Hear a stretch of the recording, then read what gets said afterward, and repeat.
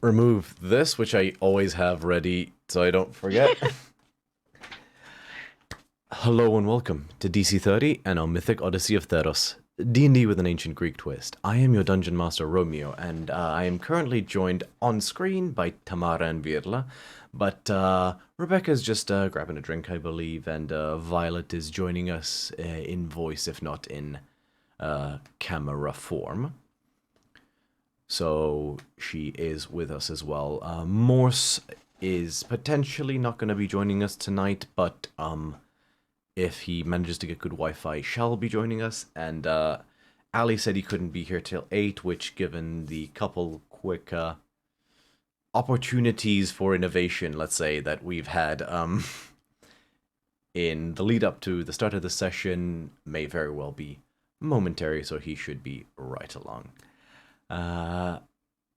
How is everybody in the audience tonight? Welcome, welcome. Thank you all so much for your patience. I believe I gave a big shout out before, so I would like to quickly start this session with a quick little announcement. If you like the kind of ancient Greek Theros content that we create and would like to see more, and are also a fan of magical academies of witchcraft and wizardry, for lack of a better term, tomorrow night at 5:30 GMT, I will be running a one-shot set in a modified version of Strixhaven, the famous D&D Magical Academy, that is adapted for Theros. It takes place in the same timeline/universe as this campaign, set 5 years prior to the events that occur thus far, as a kind of prequel/origin to Bithynia, your favorite warlock of the Sphinx, and her time at this magical institution known as the Decatia, which is the Theros equivalent of Strixhaven, located in Meletis, which is our version of Athens. It is all of the magic and mystery that you like of stuff like Strixhaven and Harry Potter, but with a touch of high-minded ancient Grecian philosophy to it all, and pompadour and circumstance. Pomp and circumstance, forgive me. But yeah, you can tune that in at 5:30 GMT. The players will include as ever Bomb Clancy or Rebecca, as reprising as a younger version of Bithynia. We have Sammy ASMR, you can find him like that on YouTube and also on Twitch, playing a character, as well as Lizzie Lestrange, sorry, brain fart. Lizzie Lestrange, another ASMR artist. She's really cool. Be sure to check out her stuff. And last but not least, Ray, who is the leader of Goat Gaming Syndicate, which is a partner of ours. A lot of cool content. If you search for Goat Gaming Syndicate, spelled exactly how it sounds, on Twitch, you can find all their D&D based content and more. They really branch out with all the different gaming systems that they utilize. So check them out tomorrow and on their own stuff. We look forward to seeing you there, hopefully. Those are the announcements from me, unless anyone else has anything they wish to tell the world about. We will dive straight in. So guys, when last we left off, you guys had answered a call for mercenaries to deal with a unusual situation in the village of Oxus. A stranger had wandered into that town, demanding a sacrifice of 6 children within the next coming days, or dire consequences would be enacted upon the town. The town sent out a call to aid, yes, but more like see what's up. If it's something serious, we'll pay you appropriately. And after speaking with the Maven, who is the leader of the town, a kind of elected oligarch, for lack of a better term, you set out using a bit of sleuthing, talking to some of the locals, particularly a very hospitable wizard lady. And after chatting with her, you got pointed in the right directions, and a few miles from the city discovered a hole in the rocks of the cliff that led straight into the water. You swam down and discovered these ravenous kelp that attempted to pull you in and drown you. You managed to avoid those with some well-timed eldritch blasts, And, ooh, what was that? I always miss the notifications. Whoever followed or whatever, thank you so much. I can't see them in the moment necessarily, which is frustrating for me. But know that I heard the notification, and thank you, and I see you, and I appreciate it. But irrespective of that, sorry, as in, oh, I know what happened. Okay, fixed it. You descended further in and discovered people down here, and as you went to aid them, after first fighting off a massive rusted iron golem that began to corrode your weapons and armor. Speaking of which, Tamara and Violet, both be aware that your AC/weapons, depending on who you are, has been adjusted appropriately. You defeated the golem and then discovered there were people down here, only they seemed to be all sporting long fangs and moving effortlessly through the water. The more learned folk among you recalled obscure tales of creatures that have come to be known as vampire. Little is known about these creatures, both out of character and in character, to explain. With a... like, hey, Ali, welcome, welcome. We were actually just starting. Yay! All right. So We had a couple of... some slight delays. Okay. And as you fought off these vampire, or these vampires, Bithynia recalled that they're meant to be far hard than the handful of accounts of these as yet unknown or little known about creatures that the accounts that exist talk of a far more powerful creature than the ones you faced, and through a little bit of deduction pieced together that you likely simply faced this creature's vampire spawn, a sort of lesser offspring, if you will, that lack the true might of their parents, for lack of a better term. I say that too much.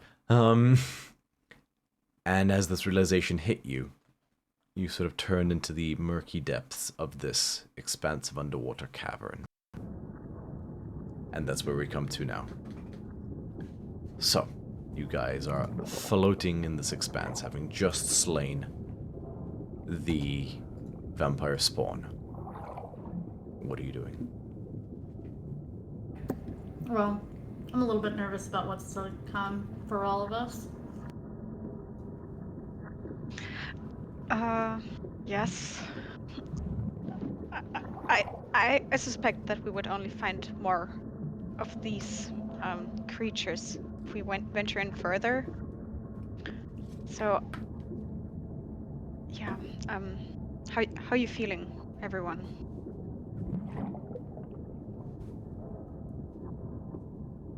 You're muted. Sorry about that. I feel fantastic. Okay, my blood's pumping. I'm swimming. I've never been able to breathe underwater before. This is kick-ass. Question, right? So, these things, right? These things were the piss-poor, weak boys, right? Which means there's no glory in killing them. I say we push forward, get all the glory, all the money, and be heroes forever.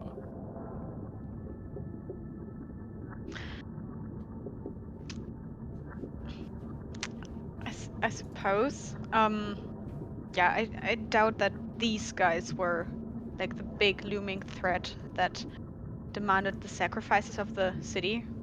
I think they're just part of it, probably. Oh my god, I just had a killer idea. Are you ready for this? This is genius, right? This is me at my finest. Maximum intelligence from a barbarian.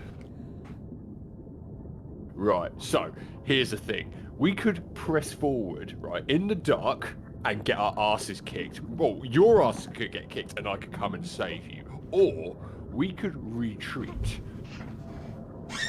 Plan an ambush for this vampire motherfucker, right? in the sunshine, in the daylight, right? Because my big solar flare chest big thing was amazing, right? And then we kill the thing when it comes back to collect these 6 kids. It's gonna pain me to say this, but I kind of agree. Oh, I never thought I'd hear you say those words. It may be a first and a last, but it happened. But yeah. Part of it already knows we're here. Like, we just killed some of its whatever thingies. We also killed the golem. So if it's gonna swim out, it's gonna see corpses and a dead golem. And Scotty says, and what if it doesn't come for the kids? What if it just leaves to kill somewhere else? I fail to see that that's our problem. It's our problem because we could have done something about it. Yeah, I thought we're about this protecting people thing. And sometimes the right thing means, springing a trap, or lowering your face to get slapped, or lowering your ass to get kicked. Okay. For the good of... Question. Do we know if there is any other way out of this cave system? I haven't seen any, at least, and Well, I don't think we have a map of this cave system. well, hear me out then. So instead of going back we're not like Hilira, right? We're not like Speedy Gonzales on cocaine, right? Not that I know what either of those things were, but we're not super fast. He's locally referred to as Spedios Gonzalos, but it's a localization. But why don't we just wait at the entrance? He's gotta come out sometime. As soon as he leaves, no matter where he chooses to go, we kill his ass then. Do we know that he's got to come out sometime? Well, he doesn't have to, but he either that, right? He doesn't leave, and then we don't have to really worry about him ever, or because he's just a cowardly little vampire in his little wet hole, or. I wasn't trying to be rude there, by the way. I was genuinely just, this is a small, wet hole. So you just stop saying it. Either, right? He sits in here like a cowardly little vampire, or he has to come out and we deal with him then.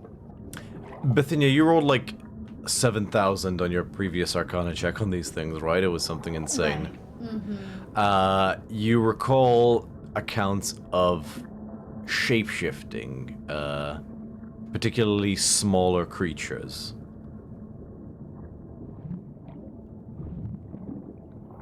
So, did I mention to everyone here that these things may not appear, or may appear differently? So we also have to kill all the fish? Anything that comes out onto dry land. I mean... I feel like this would flash forward to you guys through, like, in front of, like, an environmental board or something like that, and you, like, wiped out several species of fish accidentally. Well, we're going to be waiting here a long time. We need dinner. So there you go. It's a win-win. We eat and we might kill the vampire. Well... I'm not sure how feasible that idea is, honestly. Well, that's my pitch, right? Here's the thing. I'm not the ideas guy, as you can tell. I'm the big, strong, stupid guy. I'm all for ideas. Scotty says, they sleep during the day, right, Bithynia? Ooh, that I don't know. Unless I was told, and I forgot. I'll make a separate Arcana check, low DC. An Arcana check? Yeah, a low DC, but yeah. 16 total. Yeah, that's fine. Yes, you do recall that, in at least one of the instances, one of the later instances, the accounts you've read, part of the strategy was attacking during the daytime when most of the fortress or the stronghold that this creature inhabited would be at rest. Or at least this creature would be at rest. It would be a bit more vulnerable. Would we know what time of day it was now? It was it was afternoon, like mid-afternoon, if I recall correctly. Alright. So it's still very much considered daytime. By the way, I don't know if this counts, but do we know what time the children were taken originally? They haven't been taken yet. Yeah, I think they wanted to see them tied to some posts around midnight. Okay, midnight, okay. Yeah, you recall a offering was demanded as opposed to anything kidnapped, per se.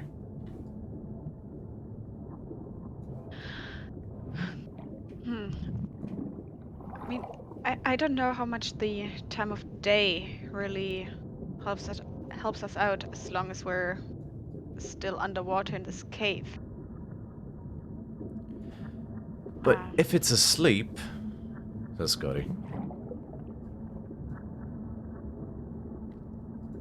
I don't know if it's able to wake up or anything like that. I mean, these guys were awake. Yeah, I don't know as much about them as Bithynia, but I worry we're going to give him an opportunity to be stronger if we wait. I feel... That works for That me. is That a good really point. works for me. That works for me. Let's go right now. I just feel it's an assumption that letting him come to us is disadvantageous to him. It's time to prepare, it's time to regroup. I don't know, I just don't know, I'm sorry. For me, the sooner the better, because I don't know about you, but my skin is starting to get all pruny. I'm fine. Yeah, alright, Xanthi, rub it in. Reminds me of Yeah, me wasn't whenever... great underwater. This reminds me of me whenever, like, some of my pastier friends come with me to a beach and they're all, like, slowly burning alive by the sun, and I'm like, Mediterranean, what are you talking about? I could try and send him a message and just be like, "Yo, we're looking for you." You're gonna warn the vampire that we're coming to get him. Look, she's not hear in your- smart, okay? You hear in your ear, Heliera, a familiar voice say, "That's a bold strategy, Cotton. Let's see how it plays out."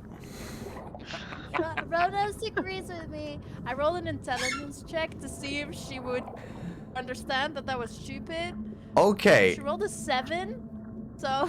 I was gonna say the She does DC's 5. Yeah, I'm gonna say you succeed and you understand that he was not being serious. Also, I can kind of send an echo further away from me to see if there's anything down there. Don't we also have a cat? Not Oh. you, Amalia. I mean another cat. I could try talking to the fish around here. Does anyone But- speak fish? Oh, I speak fish. I remember I just seeing don't that as a language understand option in D&D Beyond. Fish. oh yeah, point of order actually. Couplet, I presume you dismissed them for this, as I wasn't aware of any specific plan. Yeah, I had thought Yeah. that they were on land with Plummet because Yeah. they're more cat than catfish. Yeah, you can, if you ever want to, just for future reference, cast Find Familiar again and choose a different form. Temporarily, I did like an octopus or something like that, if you wanted to have a couplet with you in an environment where they're not necessarily able to breathe. Can I use that for like vampire fish? Just make that my familius. I'll say retroactively, as a quipper, yeah, I'll let you use a quipper. So, if you look up the quipper stat block, I'll say that you have couplet in the form of a little piranha. Yeah, on D&D Beyond it's called a Quipper, I believe. Got it. Thank you. Cool. So you say, don't we, Helira, you say, don't we have a cat? And then you just watch as this little...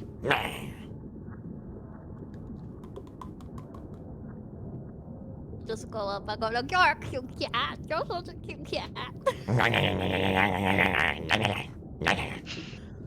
That is definitely not a cat. So, this is what I could get on short notice. I think we found the next channel point.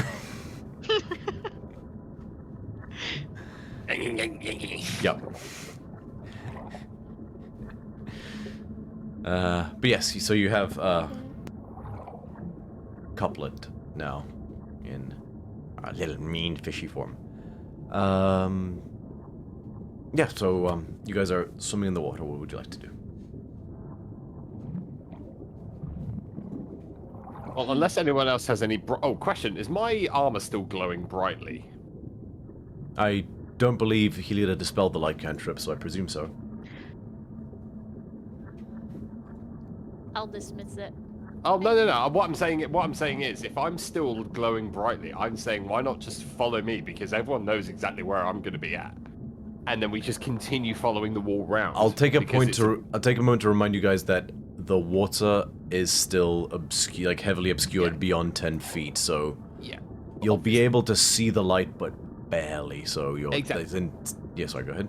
Yeah, but the point is, it's easy to get lost in here. You know, DM could spring, make an intelligence check to see if you can maintain sight and keep track of each other. But if you follow me as a big blinding light source as I'm going through, we should be fine. Scotty says, "Does anybody have any rope?" Rope. I mean, I read a story involving a crocodile where rope actually turned out really bad when they tied themselves together. But I do. I've got 50 feet of rope. Me too. Oh my god! We all started off with the same starting equipment. Yay! How did So we that have- happen? 150 feet of rope at least. Yeah, we do. We could So- also all just hold hands and make like a train, like toddlers do. We haven't got there, buddy. first, find your accent, buddy. Do you have your accent, buddy? Yes. If you don't have your buddy, you're not gonna have a good time. So which buddy do I get? Quipper? Well, there's 6 of you, so you get Scotty. Alright. Okay, who's buddy? So Scotty. Are we gonna hold hands? What are we gonna do? I don't understand. Hold on, wait. What's Because launching not all of us order? have rope. Well, Scotty says, well, no, I thought we'd tie ourselves to each other using one thing of rope, make some loops, but if we're just holding hands, then I guess just form a chain. But then we don't really have our hands free if we should need them. See, I was suppose. thinking that, I just figured Hilira knew something I didn't. Well, if we're all tied together and shit hits the fan, I don't know what that is, but then we're all stuck together. They had Then we'll fans have in to, ancient like- Greece, they were just handwork. Well, not really. Because Well- I have an axe, and so does Bakio, so we could split the axes. Okay, if you guys want to do the rope, we'll do the rope. It just felt easier to do the hands.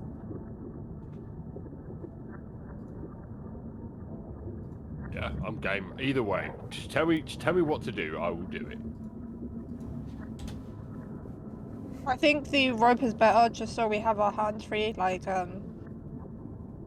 Santia said. So just in case anything pops out, we can pokey poke or slashy slash or claw the face, or Okay.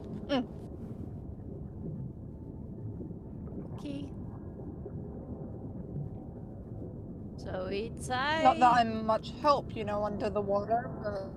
Fine. I take out my rope and just lash a little bit around my left wrist and then hand it off to the next person.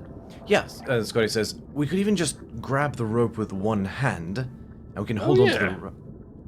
Yeah. And we can But always let go of then the we rope. Then we still kind of have the same issue with not really having our hands free. Oh, we've got one hand occupied and we can immediately let go if shit goes south. I suppose, yeah. Just a thought, you guys would rather do it a different way, I do. Let's do that. I am game. Let's do this. Alright. And you guys all get out of rope and all grab it together, and Scotty, who I'm gonna say is second in line, says, "Lead the way, big man." To you, Bacchios. I will still hold the hand of the person behind me with my other hand, just because. Aww. Lyra, you're a treasure. Very well. But then And you'll look over and say, and I'm a mimic. It's Lyra all along. oh, that's gonna And be he stuck in my killed- head now. And she killed Plummet too. Cool. So the order is going to be Bacchios, Scotty, Yep. Amalia, Hilira, Xanthia. Oh, it's Hilira, Bithynia, Xanthia, pulling Oh, up the. I'm holding Bithynia's hand. Oh, that's So are we cute. not holding the hands originally that we were intended to hold? One hand is rope, and the other hand, I'm holding yours. I don't know if you're holding mine, but I'm holding yours. Okay. Christ. You know it's good when we're spaghetti before the fight. Yeah, that's a mood. Alright, so I'm gonna shuffle you guys down. Don't worry, I'm not abandoning the rest of you, I just can't form a straight line otherwise. Cool, so you guys exit the cavern that you are in. And with Bacchios leading the way, he trails and with your weight, Bacchios, you are actually able to, and Amalia as well, really, you almost are able to basically sink to the bottom when you just stop fighting the drag and are able to not gracefully, but sort of slowly walk across the bed of the cavern, which is a little easier than just swimming. Is it like we're the pirates of the pirates at the end of the Pirates of the Caribbean 1, where they're walking underneath the ship and it looks really spooky? Sure. Dum dum dum dum. I was going more for the awkward shuffle that Will and Jack do when they're using the boat as an air pocket in the same That's- movie, but Do you know what? Yeah, that's much better. Yeah. Is that the madness or brilliance? Anyway, yeah, I'm down. cool. And so you guys return to the main chamber and aggregate together. Now you're back at where the golem was, and you just see its sort of rusted iron form just lifeless on the bottom of the cavern. Before you lie, you can just about make out the path you returned from, the path northward, which you know would lead to where the coins are that are on the seabed floor, and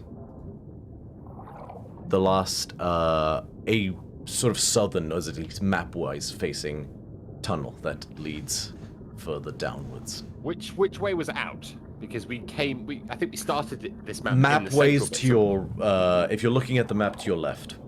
Oh, okay, good. So where I'm twiddling over yeah. here. Right here, good stuff. Yeah. Okay, then I say we go east on the map. Anyone else down? Everyone else down with that? 'Cause that's where I'm walking. You lead the way, big guy. That's right, fish lady. Oh wait, sorry, just Amelie wrote, I will constantly think someone's talking to me. Which character has a name that sounds like Amelie? Amalia. Amalia, oh right. Oh, sorry, Amelie. Cool. Bacchios once again just hut, and just starts tugging at you guys. Yeah, right. And you drag. And Bacchios, you actually, as you swim forward, and I'll let you guys move your own tokens at this point, just for that little section forward. You actually, as you swim, you see a sort of sheen in front of you, and you keep swimming, and all of a sudden, you break surface, and you look around you, and your eyes adjust slightly with the dark vision. You can just make out a small air pocket. Oh, is literally just an air pocket, or is there a passageway going up or down? Sorry, I rolled something without actually designating what was what, so, make a perception check. Sweet, first roll of the night. This is a +1. Oh no, +5 because I'm proficient. Yeah, that's cocked as hell. Natural 20, so 25.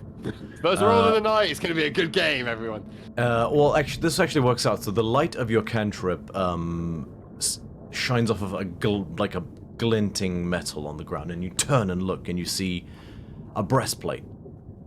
And then the breastplate, just because you're trained on the slightest movements, raises ever so slightly, and you then notice the body it is currently adorning.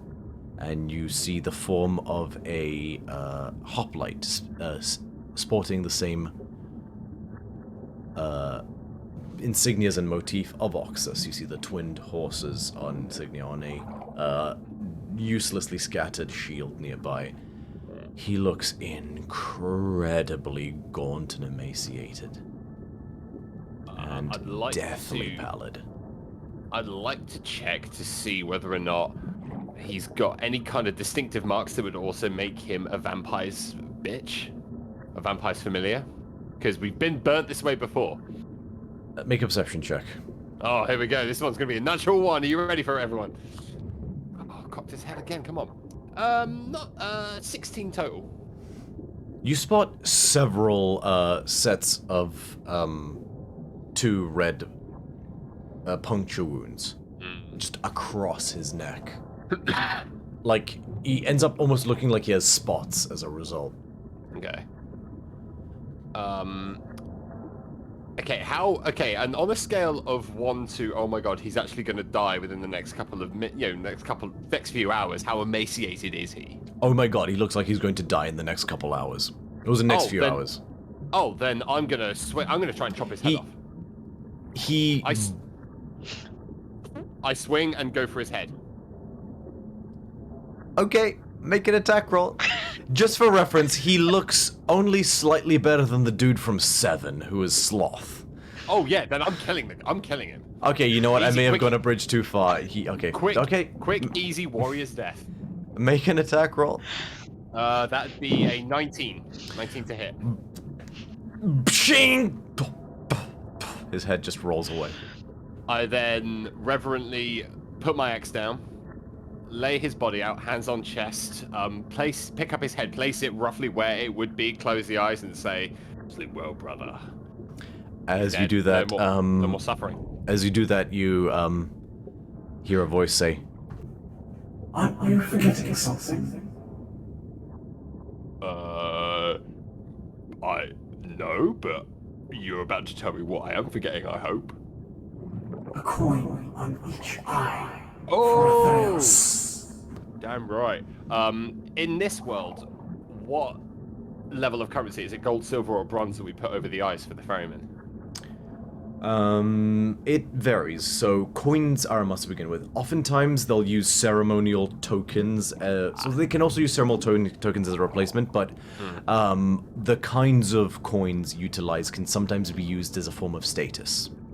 I see. As in, people who are affluent may have platinum coins as just a show of who's who, but as long as the coins are present and as long as they are considered of monetary value, they are accepted. Oh, but absolutely. On average, I'll say silver coins are most common, just in general. Absolutely. Yeah, reach into my pouch, take out 2 silver drachmae, and put 1 over each eye. Appropriate. I presume you guys join him on the land. Wait, okay, question. Who saw that? Physically watch me do it. Who saw that? Who would have... You guys would have followed Bakios. That's up to you. Too far behind. Okay. So, Scotty definitely saw that. Pop, but I didn't see anything.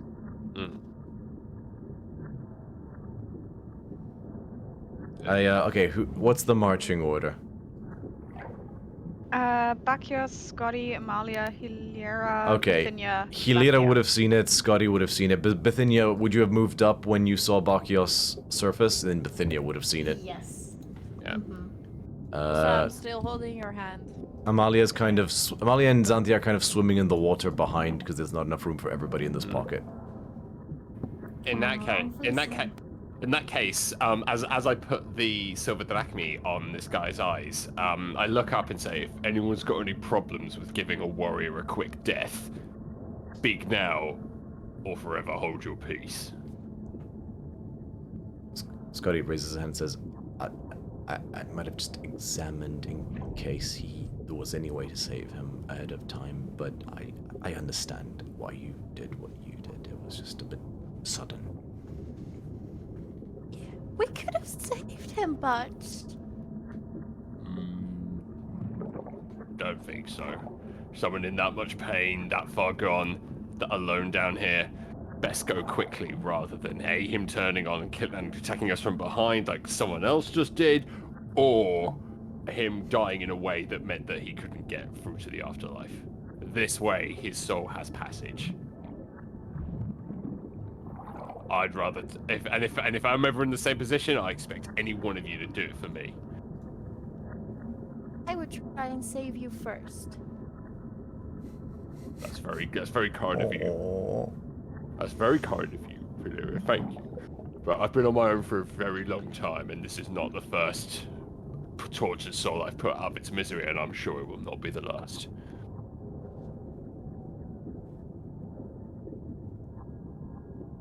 And with that, I stand up and jump straight back in the water with the intent of keeping on going. I'm not looking back. Okay. And on that note, Bacchios, you awkwardly shuffle past everyone and dive back into the water. Scotty turns to you, Hilira, and says, Excuse me. I get where you're coming from, Hilira, and I agree with you, but I also get where he was coming from.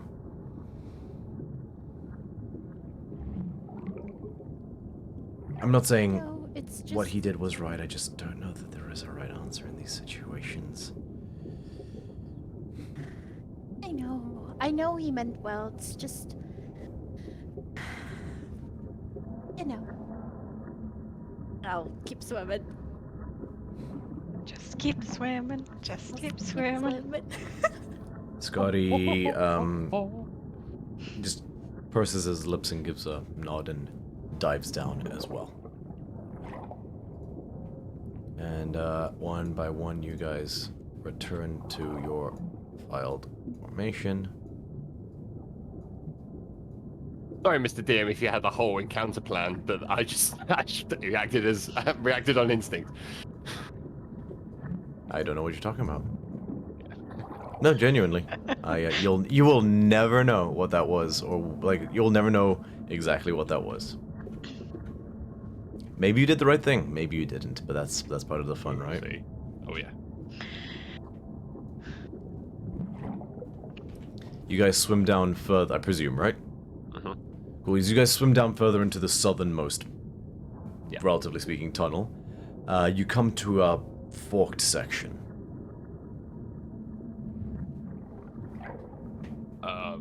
I always go left.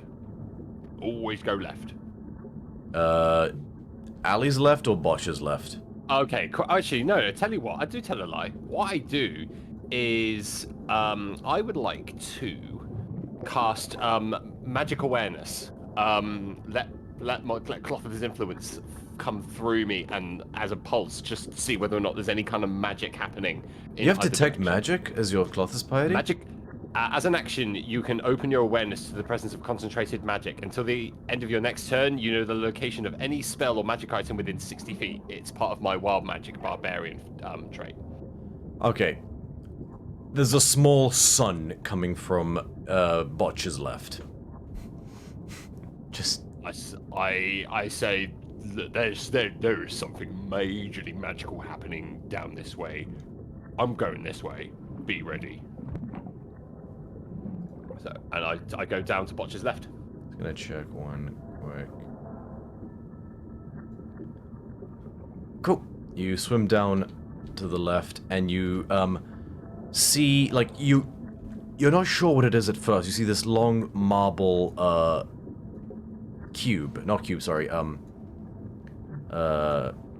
rectangular prism type object. But as you swim down closer to it, you see it's a beautiful marble sarcophagus of the kind that, you know, you've seen Akroan kings that were buried in sarcophaguses like these ones. So out of character, it would be a ancient Theron or ancient Grecian equivalent of a coffin.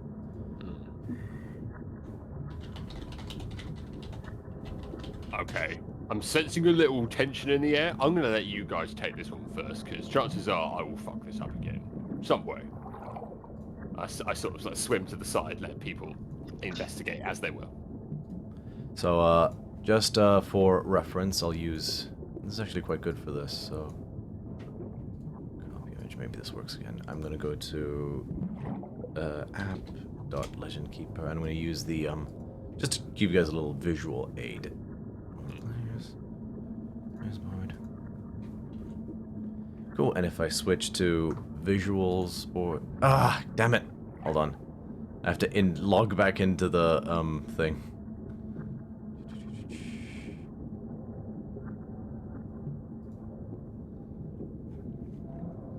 But yes, that's what you guys see.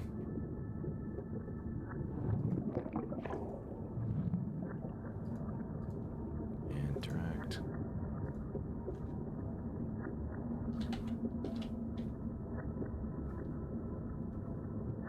Ah, screw it. So, it's literally not that important. I'll fix that for next time. You see, yeah, basically like that kind of, stone sarcophagus that you see there in that image. Sorry, what are you doing, Buckios? I'm standing to the side and letting someone else take care of this. Okay, so you guys watch as Buckios stands aside.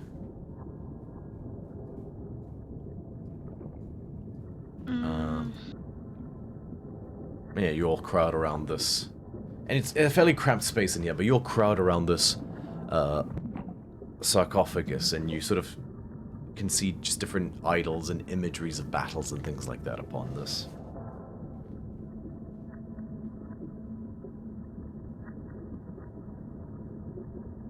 What would you guys like to do? Does any one of you maybe have some spell to get more information from that? All I can say is it's magical in nature. That's it. Oh, that's still up, right, Buckios? It's as an action, so it's essentially 6 seconds. That's it. Okay. Well, like, yeah, that thing was given off major heat. Alright. Would I be able to tell anything else? Make a history or arcana check, your choice.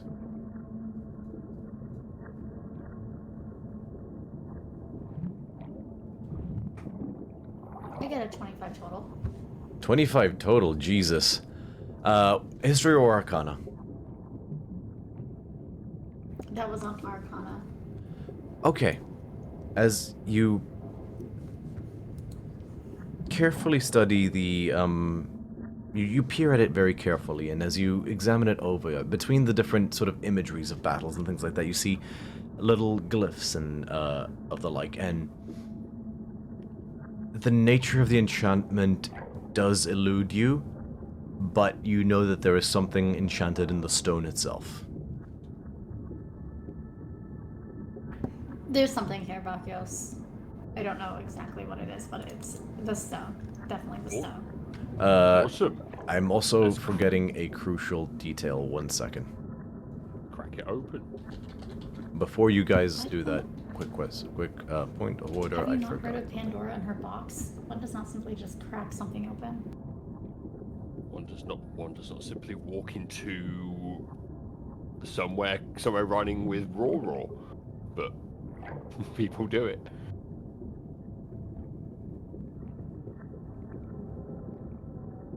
I need everyone to please make a wisdom saving throw.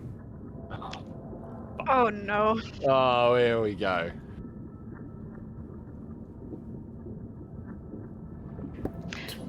Anyone within 10 feet of me can add a +4. Is that D4 or +4? +4. Nice. Sweet, yeah. I roll for one of them. I got 26. Dirty 26? 28. Dirty 20, 28. Hold on. I have to roll for 2 characters. I'm a little bit confused. So Xanthia got 21 and Scotty got 30. No, wait, 17. 17 just succeeds. You all succeed. Nice. Amalia? I got 1 second. It's still rolling for some reason.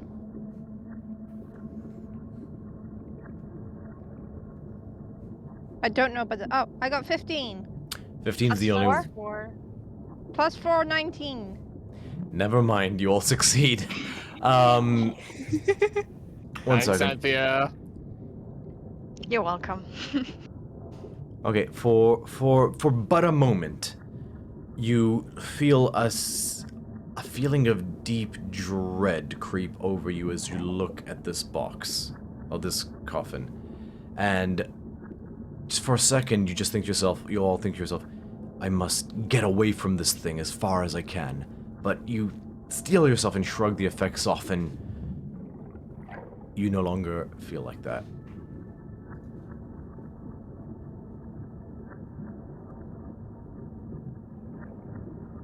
That's While everyone's checking out the coffin, can I just like scan the area around us? Just like keep an eye out. Yeah, make a perception check. Okay.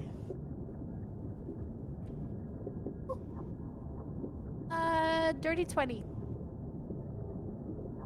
You don't see anybody, or you scan the walls, you just see empty cavern still, just only the sarcophagus. Okay. I'm just gonna keep doing that, scanning the area. Okay, duly noted. Can I use a charge of my divine sense to detect good and evil? Okay, what's the range on that? 60 feet. Okay.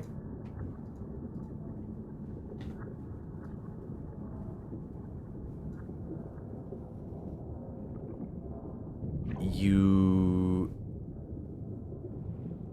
extend a pulse outwards. Just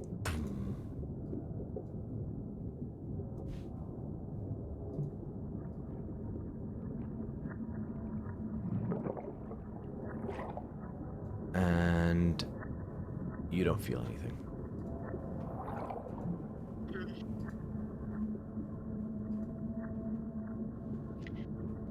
This is strange.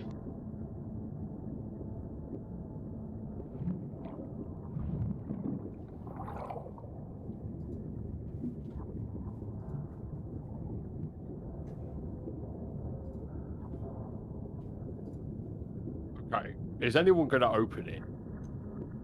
I'm happy. I'll volunteer as tribute.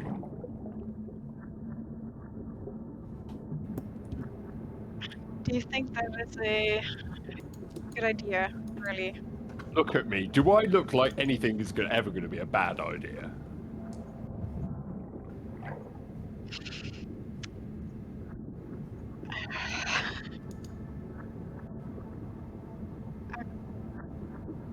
I mean, I won't stop you. Hidori, and I would like to push on the head of the sarcophagus. Okay, with your strength score, is actually relatively easy to. Oh, nice. Boom! Like it just this rings out louder than you expected to because the sound travels Isn't this faster still in the water. underwater? Yep. Oh, okay. Yeah. Okay, well, what's inside? You see a veil of darkness, almost like it's like if the coffin were filled with water, but instead of water, it's inky blackness. Like the coffin seems full of shadowy darkness that begins just an inch deep, an inch into the coffin. So it like it comes up to an inches from the rim. And so the light cantrip that's just still on my armor doesn't sort of Has pierce no through this. effect. Bithynia, your double sight can't even pierce through it, you notice. Oh my god. Oh, I'd like to take the rope that I've got wrapped around my left wrist and then just like unwrap it and then just like dip it in. See what happens. Dip the rope in, you feel it hit. You pull it out, nothing happens. Okay. Okay. Can I send my quipper in? Okay. Yeah, you can certainly try. Alright. Famous last words. Alright. Watch as, I'm gonna send the quipper. Are you, okay, so you send Couplet, and are you gonna look through her eyes or anything like that, or just sending her in? It won't use the spell slot, right? No, you can just look through her eyes at will. It's part Yeah, of I'll try the to familiar, look. so- I'll see what the Cool. quipper can see, if they can see Yeah, anything. you go into eyes to control her, swim her in, and you watch as just the shadows envelop, and you just see pitch blackness. And after a moment, you feel a hand grab you, like all of Couplet. And Oh shit! is I need Couplet to roll initiative. I need you to roll initiative using the Quipper stat block. Oh no! Okay. Yes. Don't worry, they've got an AC of 13. This is not going to do anything for us, but I'm doing it. Okay, I'm gonna roll d20.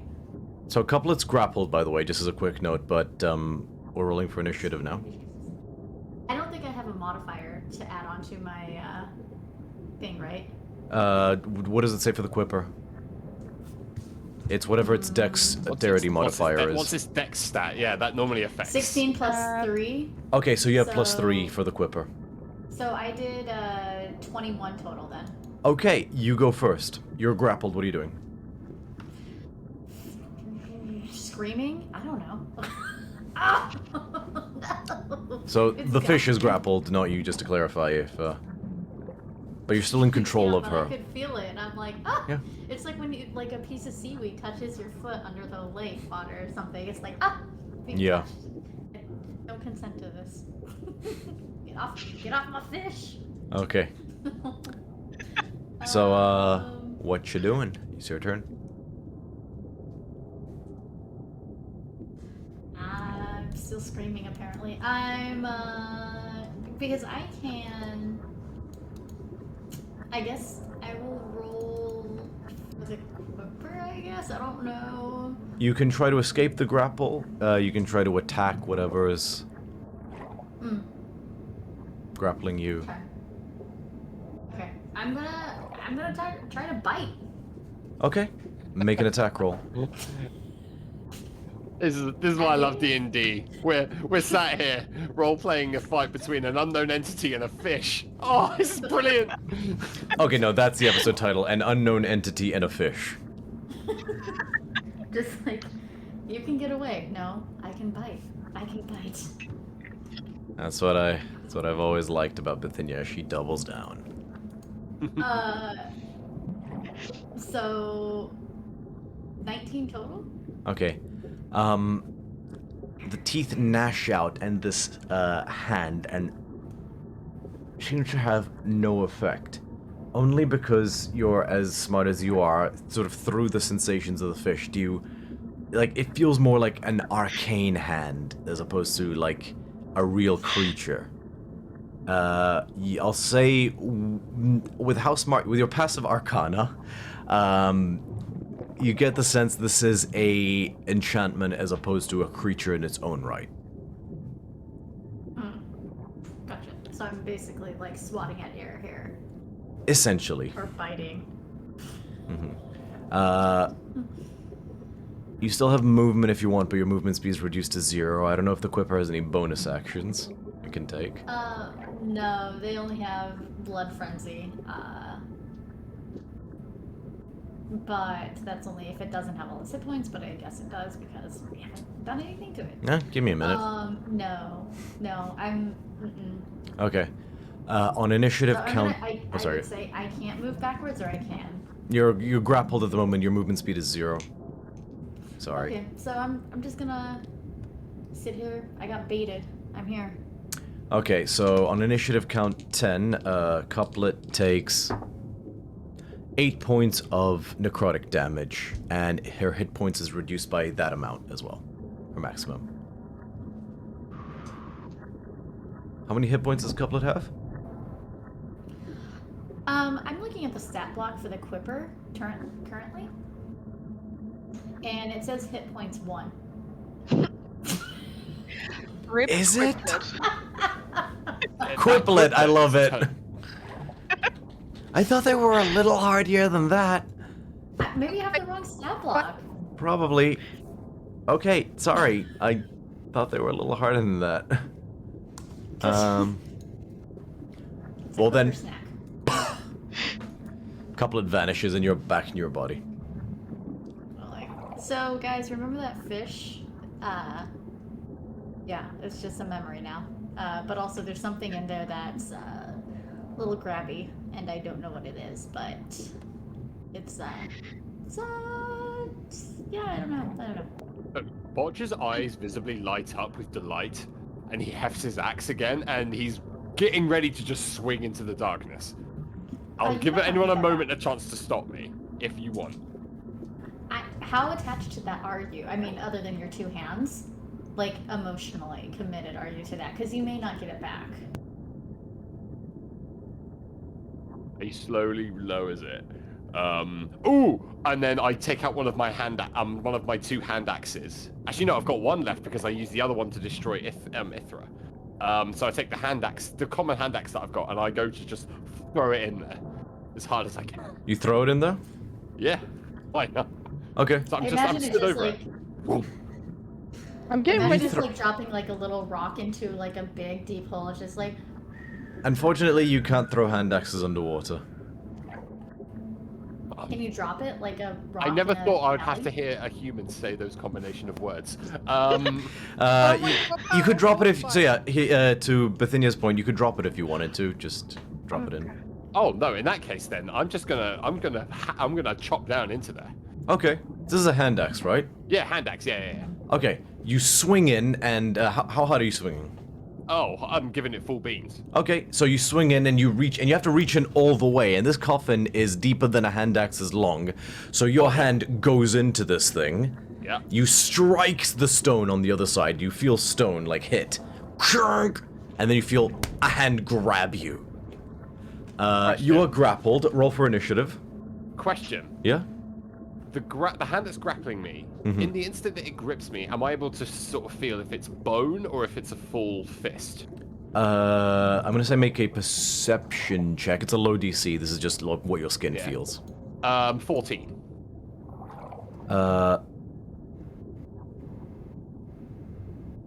Just double checking.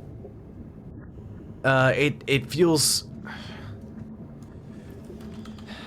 The closest thing you can describe it to is like a hand loosely like reaching through a bed sheet. It's like this sort of like loose, vaguely hand-shaped amalgam of cold energy. Okay.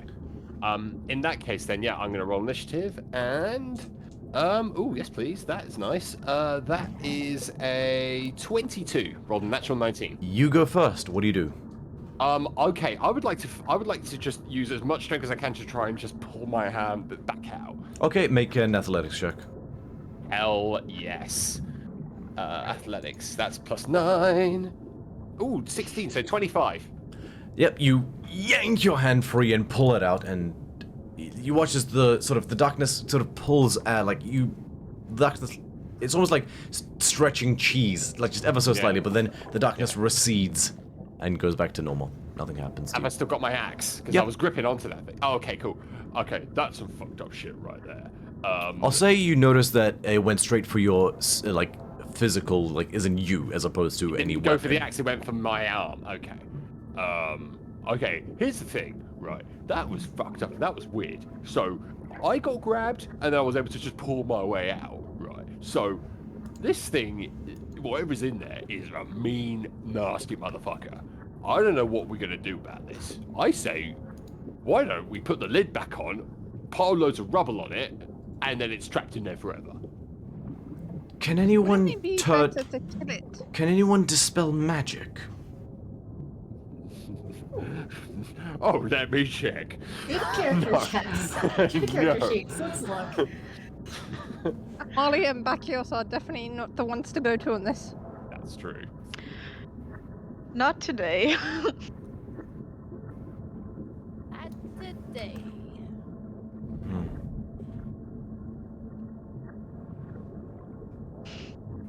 I am fresh out of Dispel Magic. Yeah, I don't have it prepared today. Question, would any of the four of you be able to tell if it was like evil or good? We've already done that, haven't we? I could try. Can I get a little bit closer to the coffin and then use my divine sense again? Okay. You you inch closer to the coffin and just boom, extend your sense out in all directions again, and you feel it only detects creatures, right? It can also detect if something has been affected by the Hallow spell or has been desecrated. You feel, so the coffin, boom, and you feel nothing. But you feel a presence right behind you all. And Helida, you turn just in time for this hulking figure. Like, you just have time to turn Xanthia and call out before you see this, the size of Bacchios, like a tall man, armored head to toe in Acroan plate. And you recognize it as well. It's not your dad, Helida. Relax. But he does look, his armor is unmistakably of Acroan make. He's got the red trimmings and everything. And he reaches out and he's gonna attack you, Helida. He rolled really high on his stealth check. Cool. Love that for us. Absolutely. This is going great.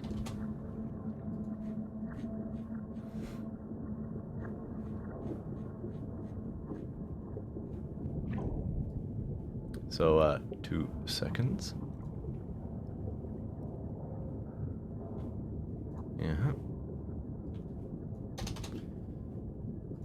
So, first order of business. First thing he's gonna do is make a bite attack. Okay. Helida does a 14 hit. Oh wait, No. he has advantage because you're surprised. I Yeah. can't be surprised. Oh. I have a thing. I have alert.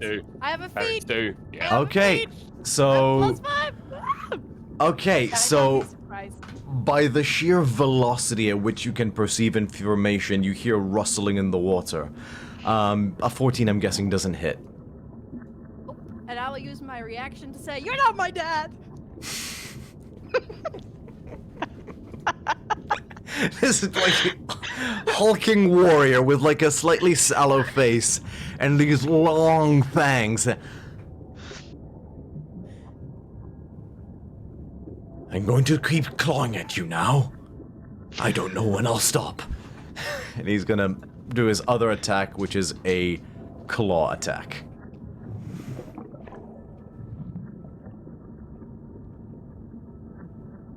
I don't. Said it before and I'll say it again. You're a treasure, Hilira. Thank you too, Buckios. Oh, that's a natural 19, so 28 to hit. Yeah, Oh, that's it. +9. Oh. He's a vampire. I think they have the literal biggest stat block of any.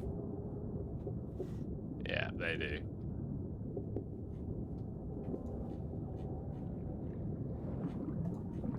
Cool, so Hilira, you take... Ugh. 6 points of bludgeoning damage as he just straight up punches you in the face. Cool. I will now need everyone to roll for initiative. Hell yes. Okay. It's fine. It's fine. I'm so about this fight. Let's go. I've already lost my fish. I've got a 9. Okay, 2 seconds. I'll just say this as well. He was just out of your first Divine Senses range. He was basically backed up against the wall waiting for an ambush, and then when you all congregated around the coffin, which was a red herring... Like, 1 feet away. Yeah, pretty much. God. I like to imagine he saw the pulse go out, and it just, stopped here. Oh. Oh, man.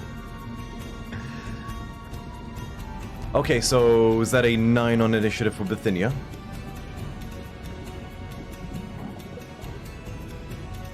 Okay. Scotty got a 21 and Ooh, Santa same. 16. Okay, perfect. 2 seconds. Got a So- 6. Nice. Update combatant, 6. 9 for Bithynia. What was Scotty again?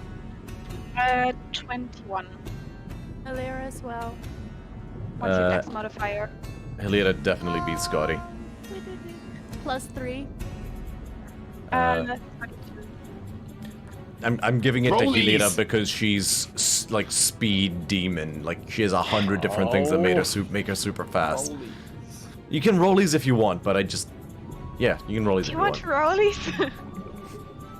Sure. Do you want to do some rollies? Come on, let's roll some Let's roll some dice. That's a net 1. 7. I just want to say, yeah, you. you don't roll that ones especially often, Tamara, but you roll them at the most perfect of moments. Yeah. Would you roll Bakio, sorry? That would be 17 for me. Okay. And Xanthia? 16. 16, okay. What's your... oh, there's no way you have more dex than the vampire, so... I have a -1. Oh, that's He does not. depressing.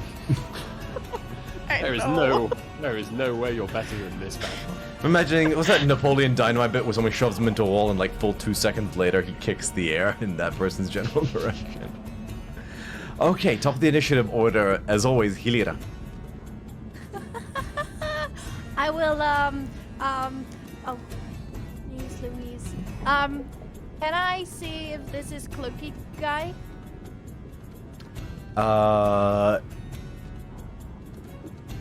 He's not wearing any kind of cloak. He's in full Akron armor regalia. He looks to be about the height of what you were described and could very well be. You got the sense from the illusions that were projected of people's memories and the description that the man wore a cloak to basically conceal every inch of his body, so he could have been anything underneath that. Let me see.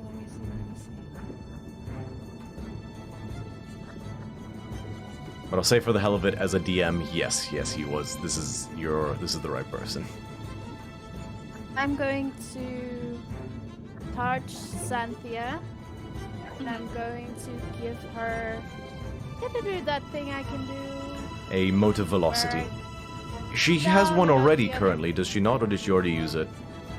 I don't know if you used it. I think I used it. Maybe for your initiative? Oh, I think it was for a deck Yeah. save.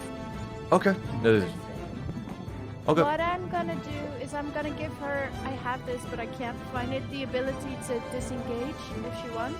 Oh, that ability. Sorry, I thought you were using motive Attack. velocity, your piety one. So if Xanthia wants to like skedaddle, you can do the disengage. You Cool. got wings, honey.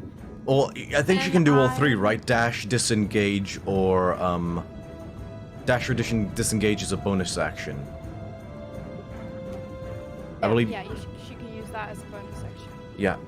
Do bear in mind, while she can use that, you cannot. It's you transfer it as opposed to gifting it. Well, just. You know, I'm going to. Oh, hey, Sammy SMR. I'm really sorry I didn't Right. catch your message earlier. Really looking forward to tomorrow as well. I gave you a shout out. Sorry about that. Guys, continue. I'm gonna run away. Okay, so you're using your action to disengage? Or you're just well, running? I gave her that thing. I think that was my action to give her the disengage thing. Okay, so you're running away without I'm just gonna run. disengaging. Okay, he is going to take an attack of opportunity. Yeah,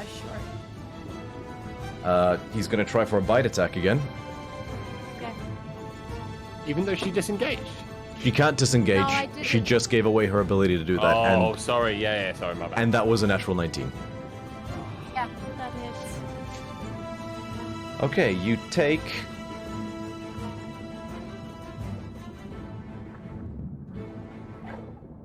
Oh shit, I can't do a bite attack because it has to be willing, grappled, or incapacitated or restrained. So that's a claw attack instead. I do apologize. That's 7 plus 11 points of You know what? I'm Can gonna I say. take my I'm gonna say reaction to instead take he that does no damage? damage and grapples you instead, which he can do instead of dealing damage. He can choose not to deal damage and simply grapple you.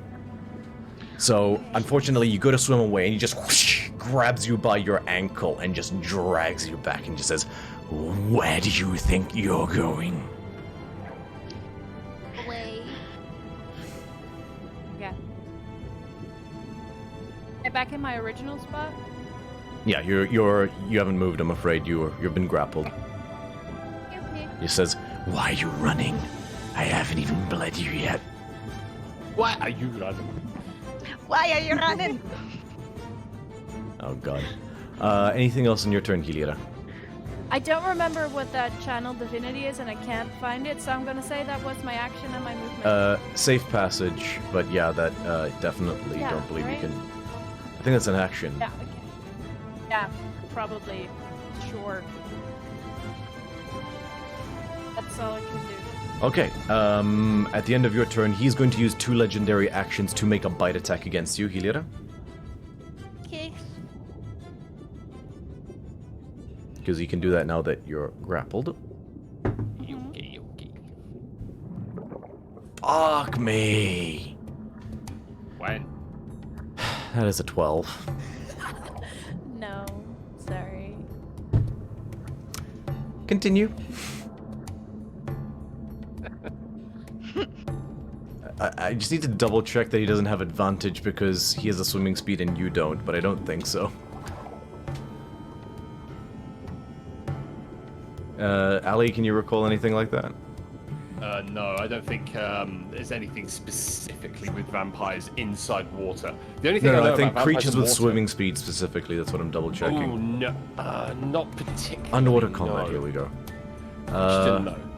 Actually, no, I'll save that for the start of my turn. Sorry. When making a melee attack, a creature that doesn't have a swimming speed has disadvantage on the attack roll, fine, or range effort.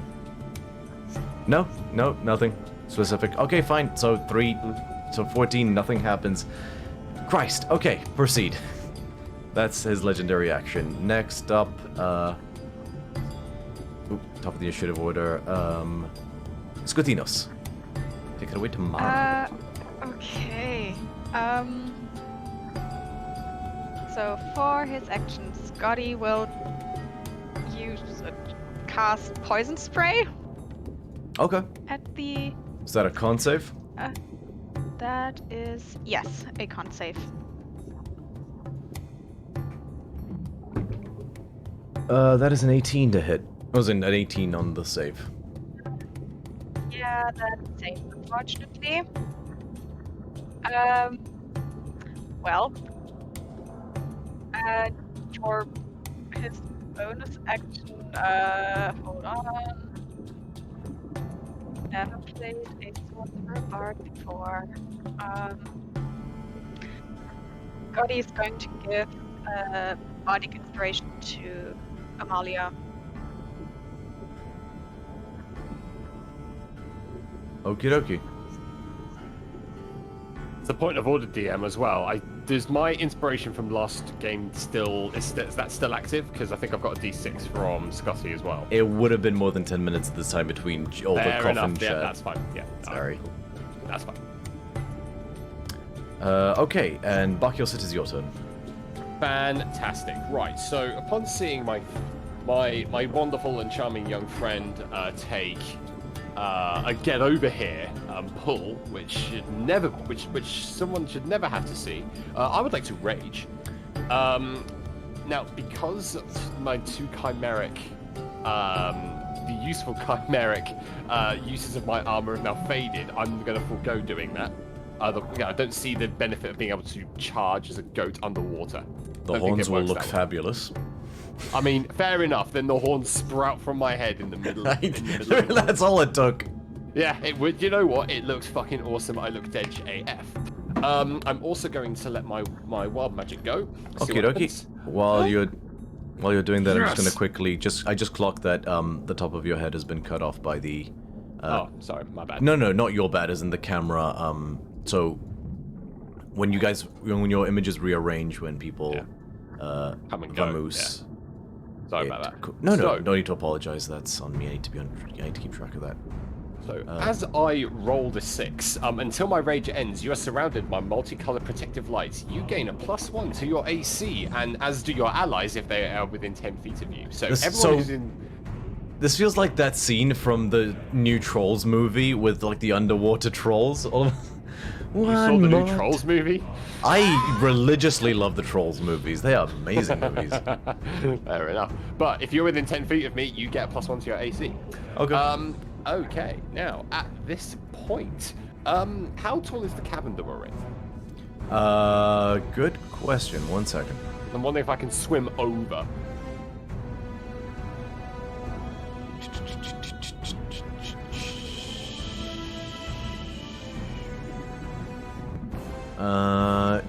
Sorry, because I just looking up my notes, double checking this particular. I'm going to say it's about 15 feet top floor to bottom. So you could swim over. It would just be. I'll ask for a DC5 acrobatics check. Yeah. Okay, so I will intend to swim, so let's just do that. I rolled natural 11, and I know I get a plus, so that's fine.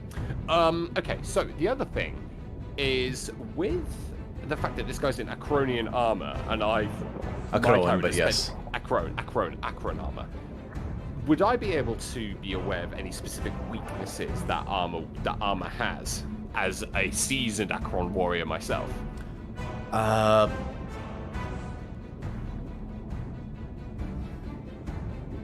Not especially. So you look it up and down, and it seems to be a fair, not box standard, but it's a half plate. It's not anything magical or specially crafted. It's Okay. well-made armor, but it's not. The engineering of it or its design is not anything that has that kind of mechanism to it or anything to that effect. Yeah. Hey, Scotty's here. Welcome, Yay. welcome. We have our satyr. I'm so glad. We Sir, need you, dude. no, what's going on? We're fighting a vampire. Still, I thought we dealt with them last time. Oh, this is the big boy. They fell for the old fake coffin trap, and now they have been surprised from behind. The old fake coffin trap.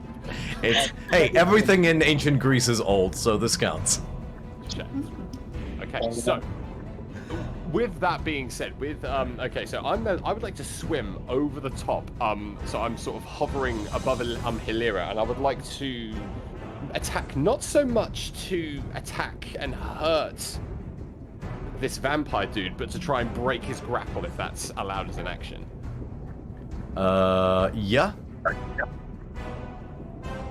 Go ahead and make an so- athletics check, contested by his own. Oh, and now we're making an athletics check. Okay, good. Yes, so this won't count as your full action. This will count as one of your attacks, as I believe is the Oh, rule for nice. grapples. Nice, if I remember correctly. Right, Morse? And I also get advantage on that. Okay, yes, please. Okay, that's a 26. Oh, Jesus. Barbarians, man. Yeah, he does not have athletics as a percent. I don't think it's... Yeah, no, he literally can't succeed on this unless he rolls a natural 20. That's an 8, mate. so for a total of a 12. I'd love to have seen that as a natural 20.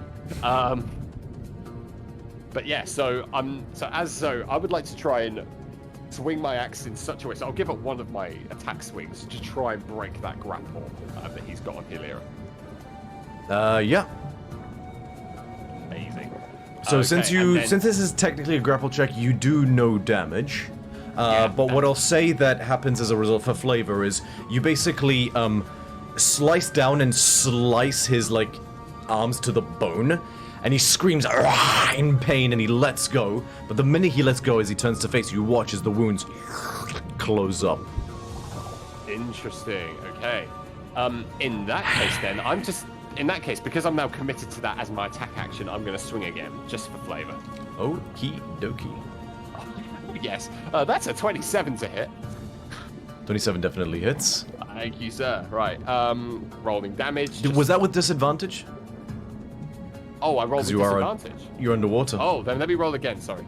That was an natural 18. That's a 6 plus 10, so 16. Just hits. 16 just hits. Okay, so yeah, that was with disadvantage. Okay, so that is that plus that plus that. Oh, actually, I can never remember how to do my damage properly. Okay, yeah, that is 19 points of slashing damage. Okay. Quick check on something. Nope, that's fine. Just double checking his resistances, but that's a magical axe, so you... It just bares his fangs. Then he looks at you. Smiles for a second. I smile back. 19 you said, right? 19, 19, yes. And that, I believe, is my turn.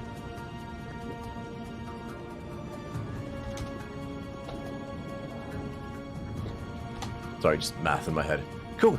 At the end of your turn, he is going to use his last legendary action to move away without provoking opportunity attacks, and you watch as he just disappears into the murk.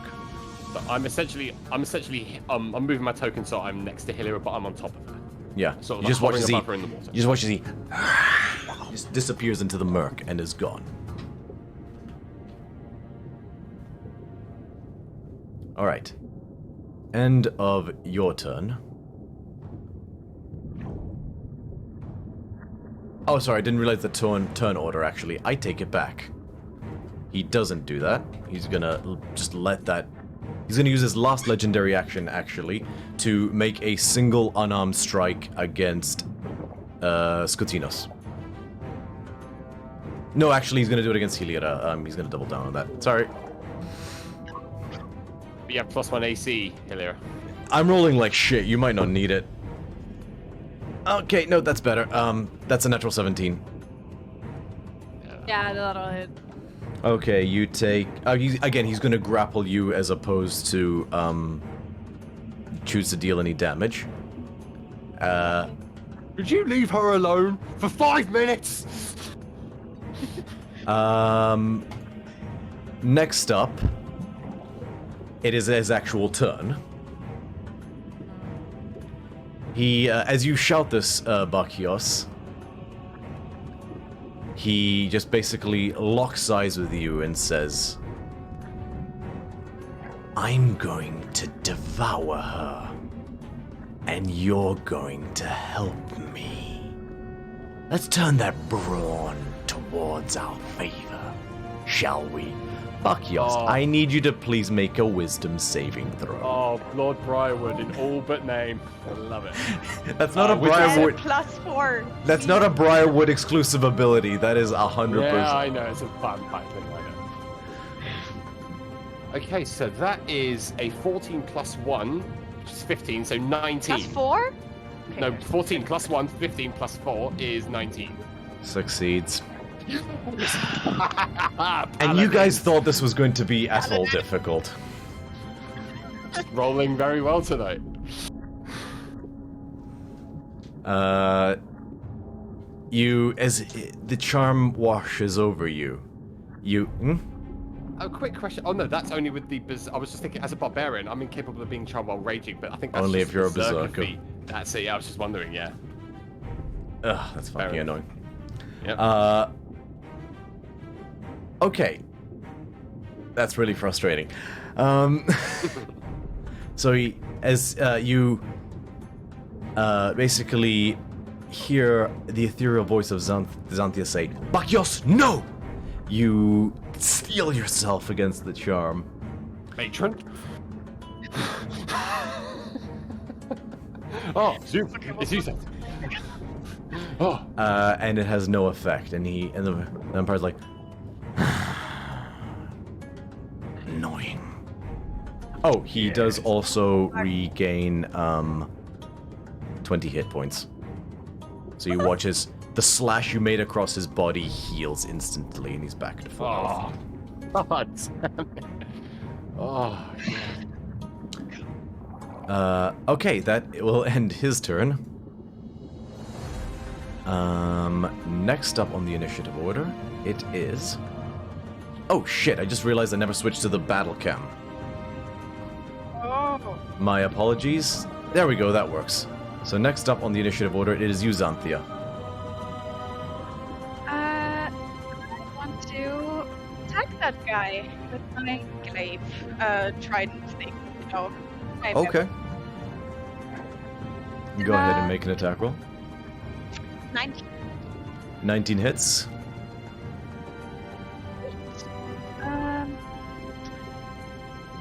Wow, that's 4 points of damage for the first attack. 2 points of damage, as the non-magical attack seems to not do as much damage as you had hoped. Okay. But Xanthi doesn't care if going at it again. There's a second attack. Does a 16 hit? 16 just hits. Wait, are you been rolling these? Oh no, you do have a swimming speed. Never mind. Continue. So that would be 7 points damage half to 3, and then I would like to smite on that second strike. 7 points of damage, half to 3. Yeah, go ahead and roll that smite. So, vampire is classed as an undead. Yep, creature, roll right? 3d10 instead of 2d10. Sorry, d8. D8. So, 15 points of radiant damage. And with that, you basically, your head just erupts in blue divine energy and just seems to sear his skin almost like a branding iron.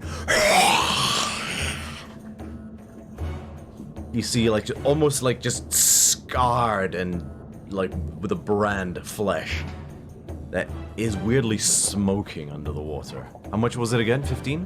15.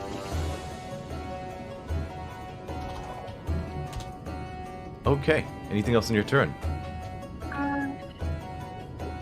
Nope. Very well. At the end of your turn, he is going to use a legendary action to move without provoking attacks of opportunity, and you watch as he slinks away into the murk.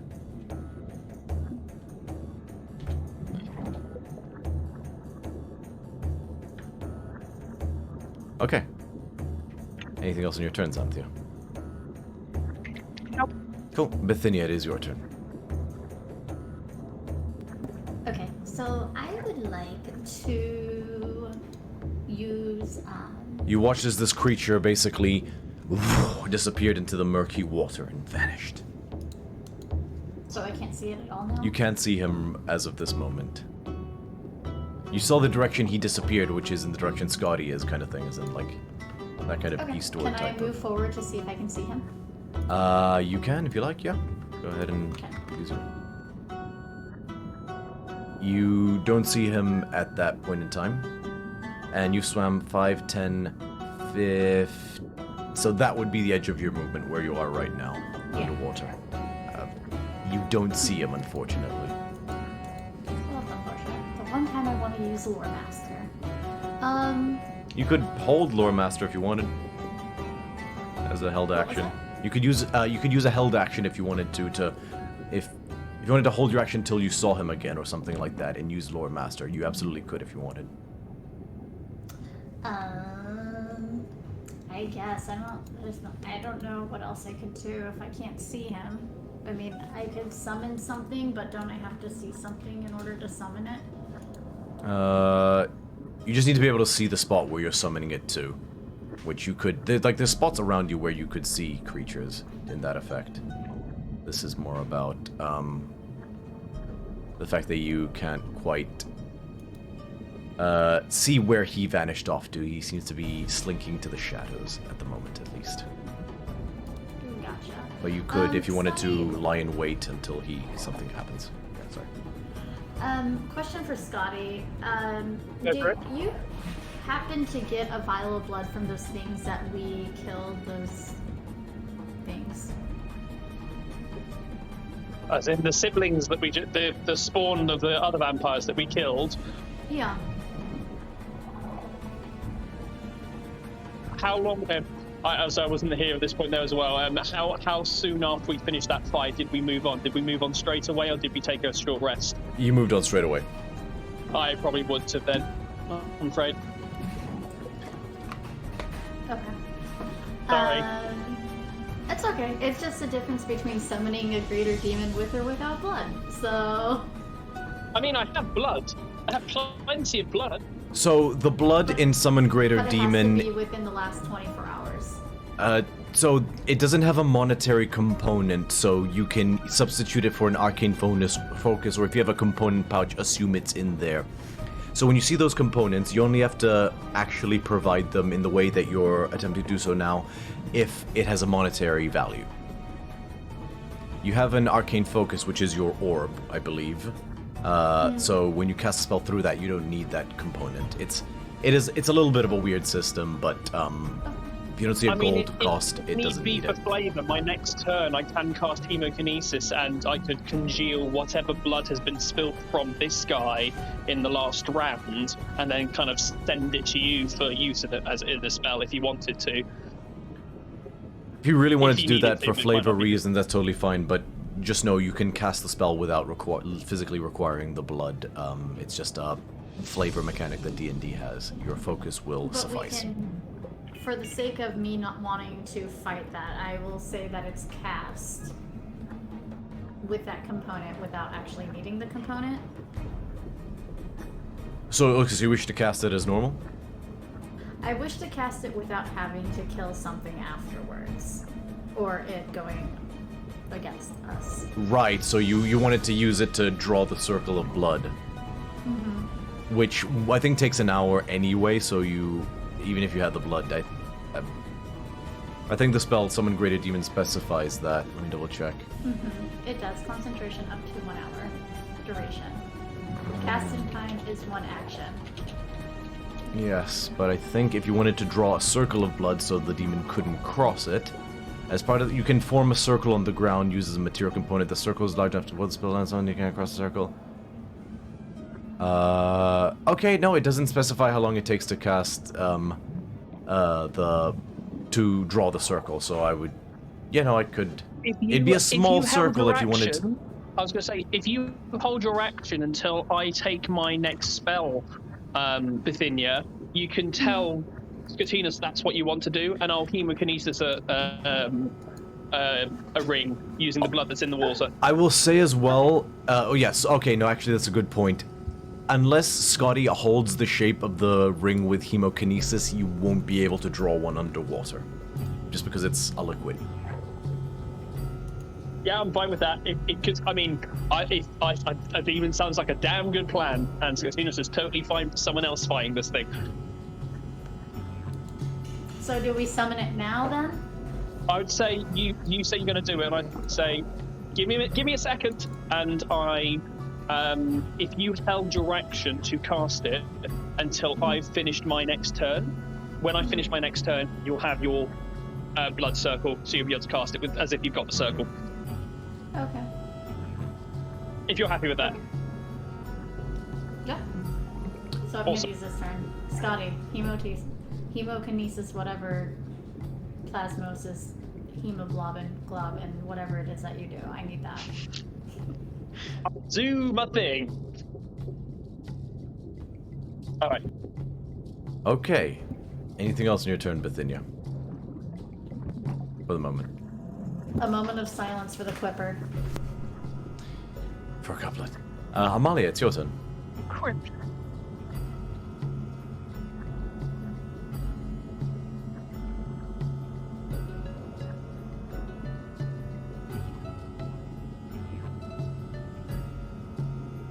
Amalia?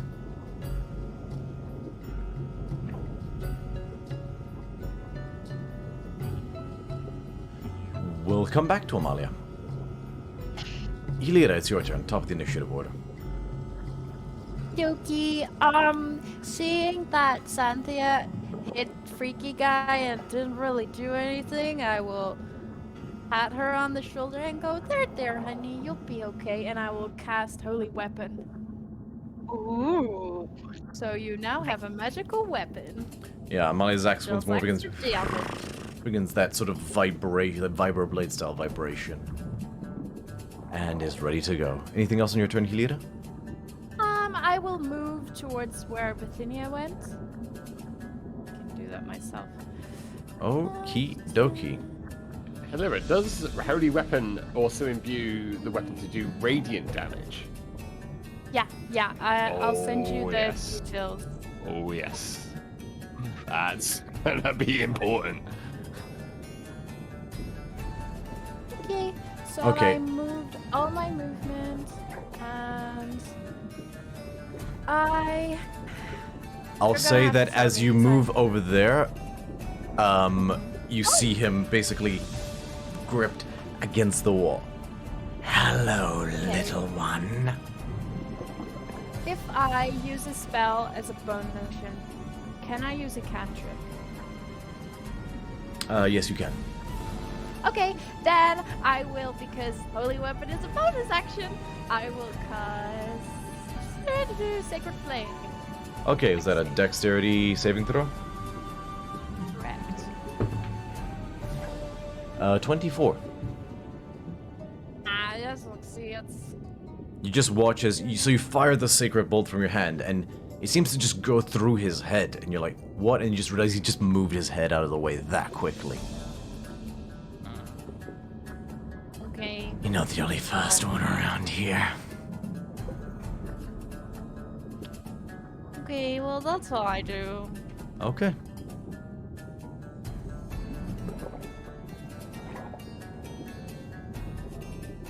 At, Scatinos, is your turn.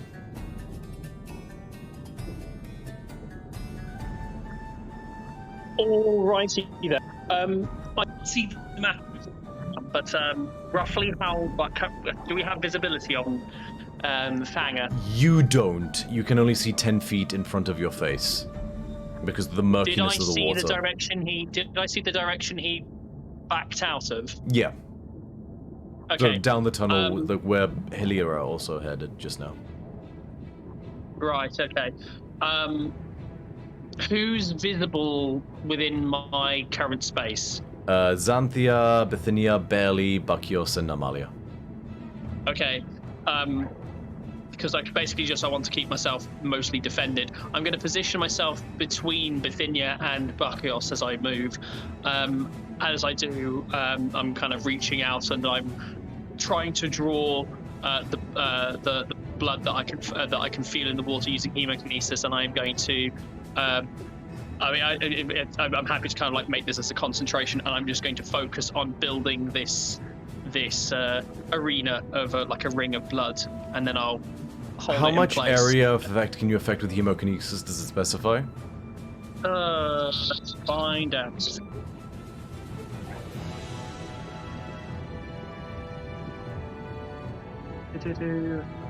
Stand by while I look at stuff on my phone.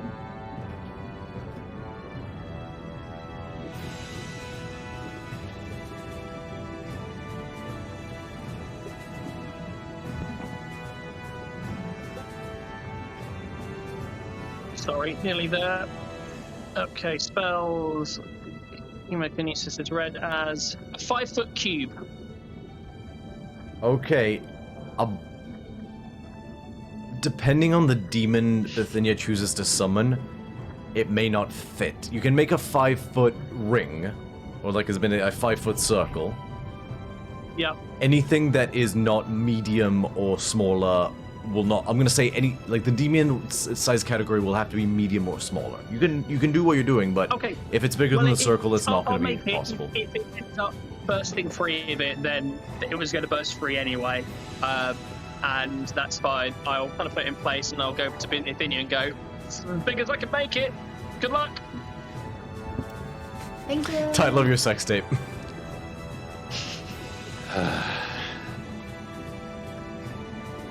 I mean, it's episode 69. We have Yes. to have some sex jokes Yeah, here. Ali, you've had like a million. Let me have one. Title of yours, tape. That's fair. That is fair. Cool. I'm gonna make a little red circly circle. And where are you gonna put it? Like here? I don't have visibility on the map, so I'll take Becca's recommendation for where it is. And to be honest, if she says no, a bit to the left, a bit left, I'll move it to where it needs to be positioned. I'll allow it. Is that okay, Bithynia, in terms of where the circle is? Cool. Cool. You see Scotty draw this circle, and you can release your held action if you want to, Bithynia. What demon are you summoning? I'm trying to look for the list. This entire time I've been trying to find the list because I know that I've got the. Let me look. And I actually took the time to make sure I had every single demon prepared on that list. Like, Okay. there's literally a separate tab called Bithynia. Hold on, let me go to it because I remember you talking about. I've got the list here. I can rattle them off if you want. No, because I've got it. I see you didn't bring it up. I should have just looked here. I just wanted something that was more water savvy than another. Hold on. I can homebrew some demons for next time, but based off of the actual... Demon. Yeah, there aren't that many water demons, weirdly. I know the Balgura is my normal go-to. Valgura's large creature is the problem, so the ones of medium size would be a bearded devil, a barbed devil, a dretch, a lemure if you wanted to, but they are awful. A maw demon. What about a succubus? Yeah, you can summon a succubus. Let's go. Some demon on demon action here, baby. Yeah. Okay, so you, oh sorry, that was a bit loud. There you go. You watch as Bithynia does the familiar shape of unzipping reality itself. And in but a moment, I wish you could zoom in a little further, but in but a moment, she creates a rift in reality. And then, once more, and this time, instead of the hulking form of a Balgura, you see succubus or incubus. Yes. You see a voluptuously sensual, fiendish woman with hair in like a messy topper knot that just cascades down her back. And she just, a massive forked tongue lashes out as she like, before going, she just, I don't know if I need to be terrified or aroused. and she's like, she manages to hold her It's breath. underwater. She turns to you, Bithynia, and goes, Well, at least if we lose control of her, she won't be conscious for long. I was thinking that ahead of time. That's why I wanted something that was water related because I'm like. okay, that is a loose, sentence that because- needs context. No, Okay. I think we're fine. Carry on.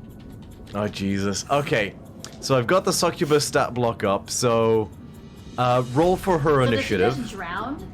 No, Did she doesn't. just She doesn't. drown? No, she didn't just drown. I'll say she managed to hold her breath in time. But she does not have underwater breathing of any kind, so she can still. Did you give it to her? So you can only cast underwater breathing as a ritual, so it takes like 10 minutes.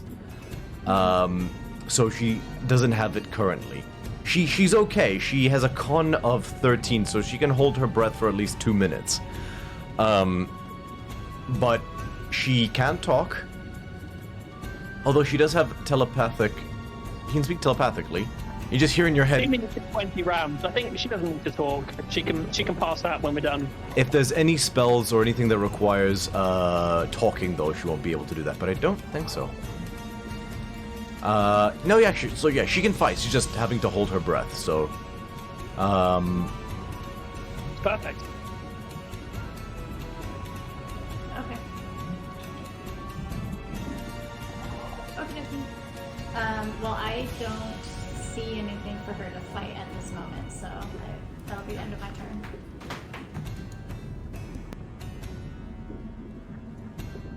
okie dokie. Roll initiative for her as well, just as a side note for the rounds coming forward, because she may go next or after you, because you have to give her a command as well. So, what is the command you give her? To stay, or I don't know.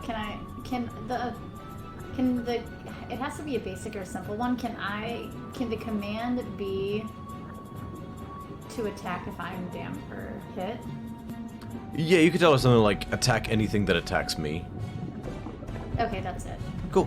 Easy enough, and she like goes back to her, like she just tosses her hair, like trying to regain some of her regality, but she nods. Cool. Now, what'd you roll for initiative? I got a 2, Total? Jesus, but she has a +3. Oh, so 5, okay. so 5. Well, fortunately, that means she goes this round instead of having to wait till next round. One of the few times where rolling low is better. Cool, so... However, I don't have anything for her to do just yet. Yeah, no, it's not her turn yet anyway, so, but she has that command and she will act accordingly.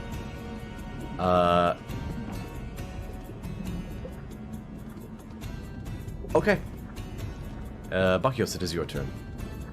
Right. So, after seeing this sexy demon lady just pop in front of me, I'm in my rage going to try and ignore that and swim off in the direction that I saw Hilira and Bithynia go, in hopes of finding something that I can swing my axe at. Okay, go ahead and move in that direction. So 5, 10, 15, 20, 25. Aha! There he is. You 30. just about see... Can you move 30 feet? What's your movement speed? 40.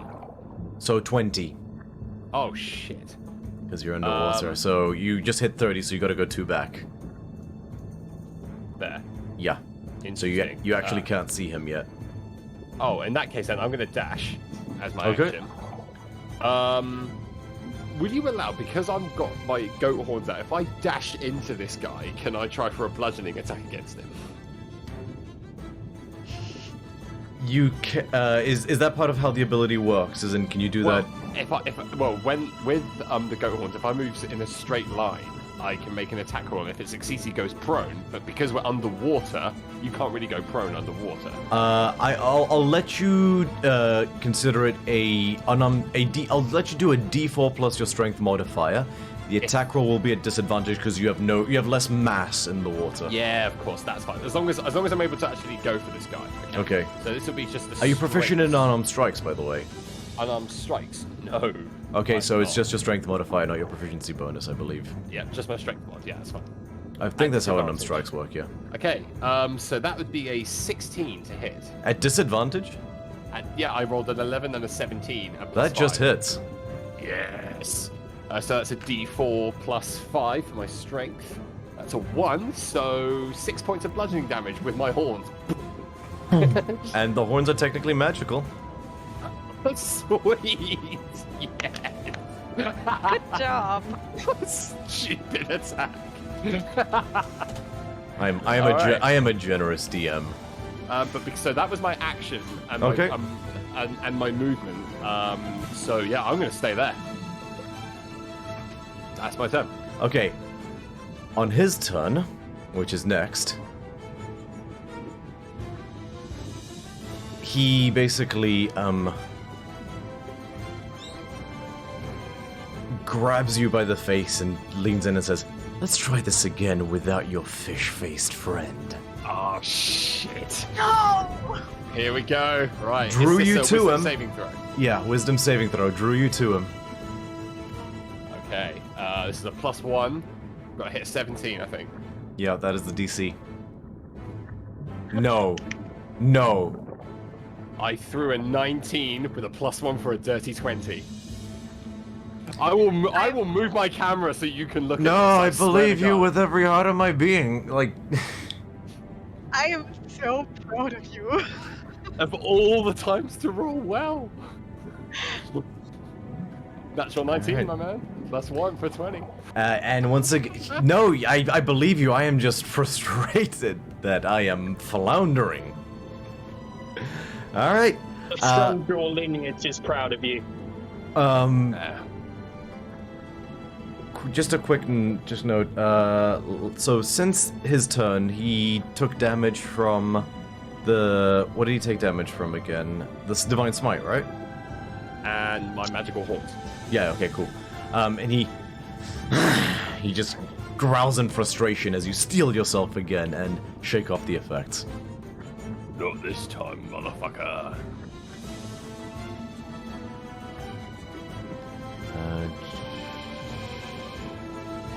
Cool. He is going to.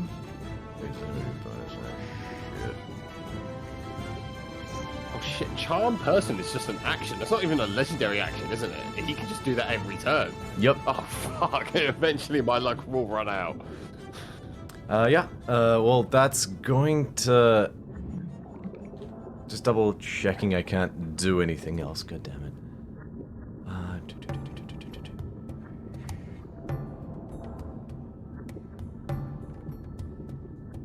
Nope. Okay, that's gonna end his turn. Xanthier, it is your turn. I'm gonna move closer to full action.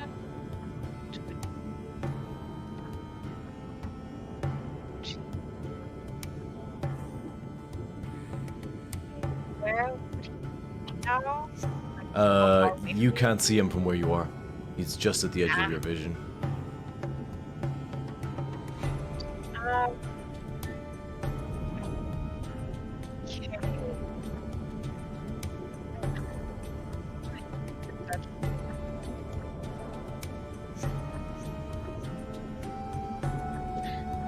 So that dashing disengaging things that are tempting, or You can dash to move closer to him if you want to. yeah, that's a bonus action now, right? With the thing that Kara gave me. Sorry, say it again? I think that was only last round. Oh, But okay. this round, it doesn't work anymore. Okay, never mind.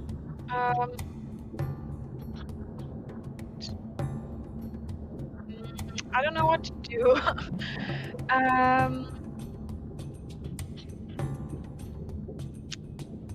Yeah, I'll just. Can I hold my attack in case he comes any closer? Okay. Or like in my reach? Very well. At the end of your turn, he is going to use a legendary action.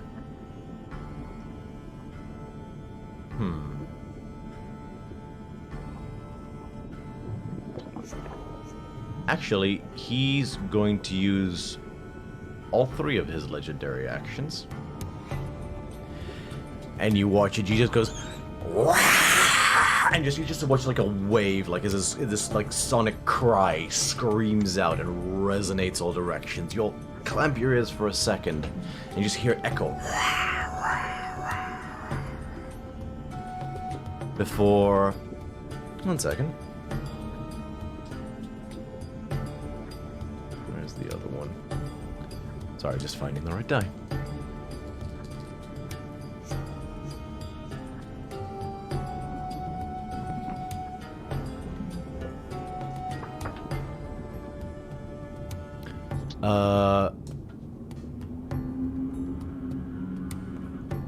Hilira, Bacchios, Bithynia, and Xanthia.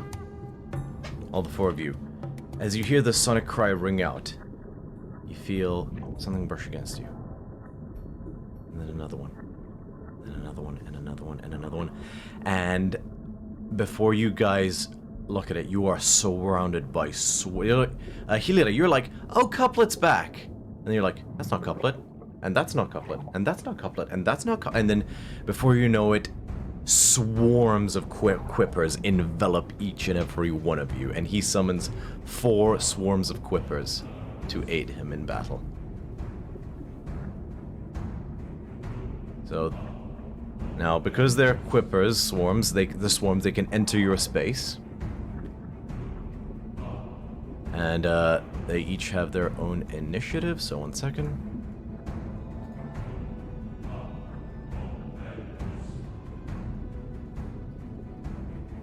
Cool. So, yeah, he just calls forth these swarms of ravenous fish to aid him. Feast, my pets. Tonight we dine. That'll end his 3 legendary actions. It is this swarm of quippers' turn. Hilira. I need you.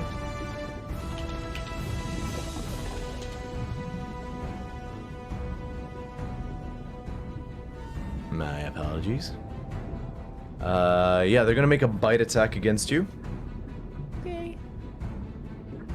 Wait, you don't have all your hit points, do you? Nope.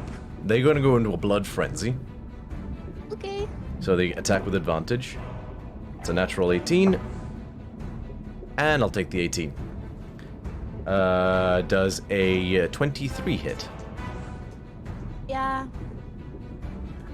You take 4,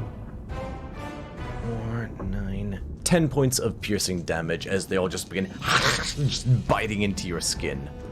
It's full-on Piranha 3D. Okay, that'll end that swarm's turn. Bithynia, it's your turn.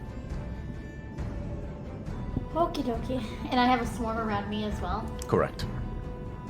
They haven't attacked you yet, but What? they haven't attacked you yet, but you do have a swarm around you. Okay.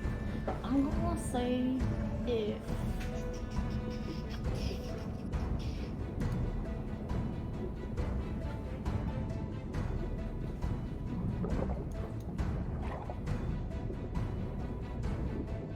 As a note, just in case I was ambiguous, you can't. They're not locked you in place or anything. You can move away from them. You'll get an attack of opportunity, but they haven't like pinned you down or anything.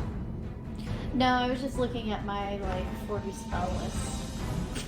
40 spell list to see if I had anything that was AoE. That's what I was reading, but I have nothing. You have AoE. Synaptic Static. You're just gonna hit a lot of your friends as well. Yeah. I can take it. No, you can't. That was the one Pira used against you. That like psychic yeah. explosion that knocked you guys on your ass in the opening round. Yeah. Yeah. I guess I'll just. I don't want to. Oh man. But can I move to see? Yeah. So they'll get so yeah, you move and you can see them. So the quippers will get an attack of opportunity, but they could also miss. But question though is, can I see him? From where you are currently, no. So I know you might be able to see him on the map if I didn't program it correctly, but the water is so murky that you can only see 10 feet in front of you before it's just too opaque. You do, however, see You've been able to Bakios. see where the source of the scream came from. So you heard the source of the screen come from a general direction, and you can see Bakios staring at something that's just out of your field of view. So you know a general direction.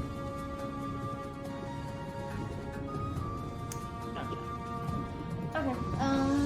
Well, I guess I can Eldritch Blast one of these.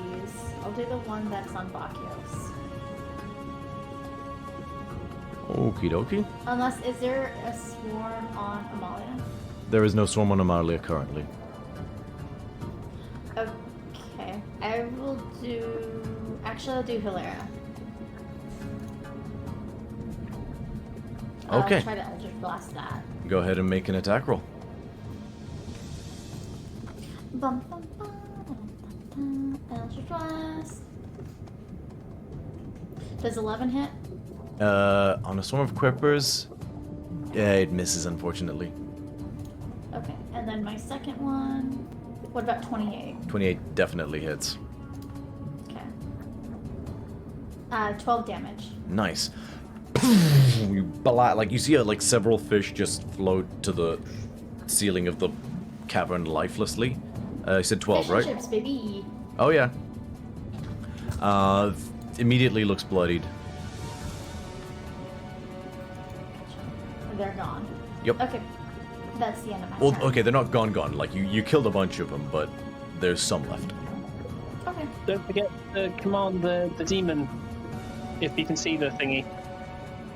Um, you can't- Demon's yeah, confined you to a can't. circle. She couldn't approach the vampire if she wanted to. yeah. Yeah, good point. Okay. Next up, it is the swarm of quippers that is surrounding you, and they're going to make an attack roll against you, Bithynia. Okay.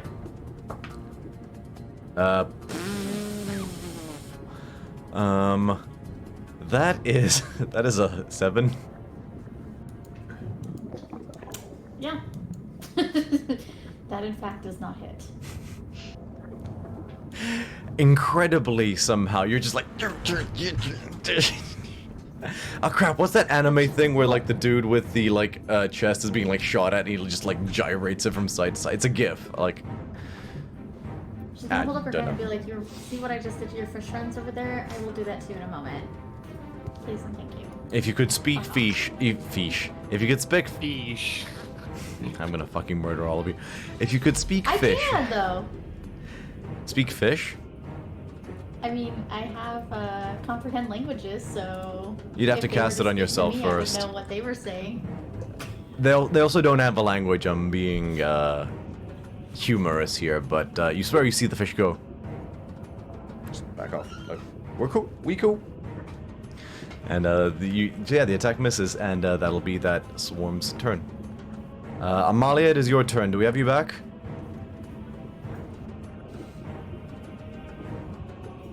Okay, moving on from Amalia for the moment. This last swarm of quippers is going to attack you, Bakios. Fucking hell, 8. That will not hit. Fine. That's the end of that. Succubus's turn. Yeah. If can ask her to do something if and she can attempt to do something based on the parameters you've given her, or she can simply hold her action in case. Oh god, Emily just wrote fish in the chat, and I feel like this is gonna become a thing, and I'm never gonna live it down. Do you just have the succubus hold her action? I'm gonna have to keep them there, I believe. Yes, but you can have say this like hold an action, which is like a lash or something like that, if something moves into range. Or you can have them attack the swarm of quippers that attacked you. Yeah, because that was the command before. Yes, and they did attack you. Okay, cool. So go ahead and hit me with whatever the succubus can do.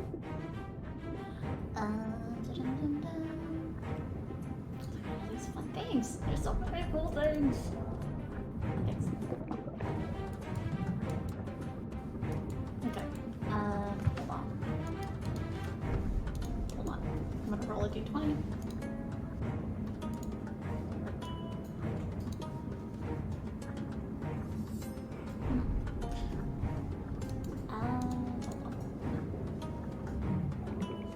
Oh. I was gonna do a claw attack. Being Okay, form yeah, only. no problem. Go ahead and make a Plus claw 5 to attack. hit. Hmm? Go ahead and make a claw attack. Make an attack roll. So so I rolled a 6, I think. 6 total? And then I get a plus 5 Right. to attack. So 11 total. 11 misses. The AC of the Quippers is 13. So unfortunately, Nice. Okay, so that'll yeah. be the end of my roll. Okie dokie. Yeah, unfortunately she's not used to the drag of the water and her claws hit air. Top of the initiative order, it's the Quippers around you, Xanthia. They're gonna make an attack roll, and I'm assuming they're missing. That is a natural 19, so that is a 24.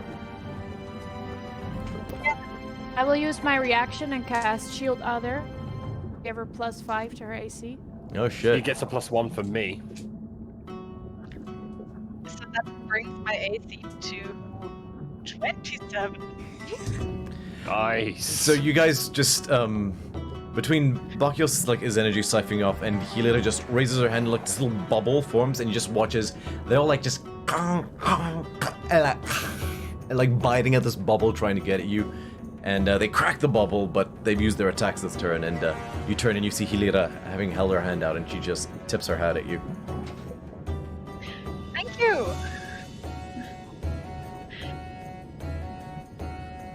Helena, it's your turn. Okay. I will once again pat my girl on the shoulder. She's having a hard time, and I will once again cast Blessed Steps. So you can bonus action disengage or dash if you want to. Then for my bonus action, I will cast Sacred Flame again at vampire thingy. Okie dokie. Natural 19. Oh, frick. Sorry. Anagdabeen, thank you so much for the follow. Welcome to the Hoplites. Hey, first time chat from LOLE. Welcome as well. Quite the little congregation we have. Love my little Hoplites. Sorry, was there anything else, Helena? Am I gonna move? Am I not gonna move?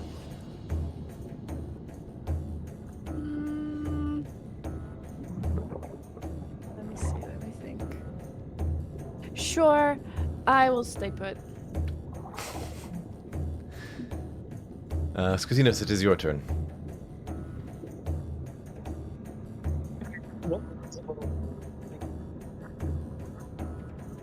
You don't have to roleplay the underwater that well.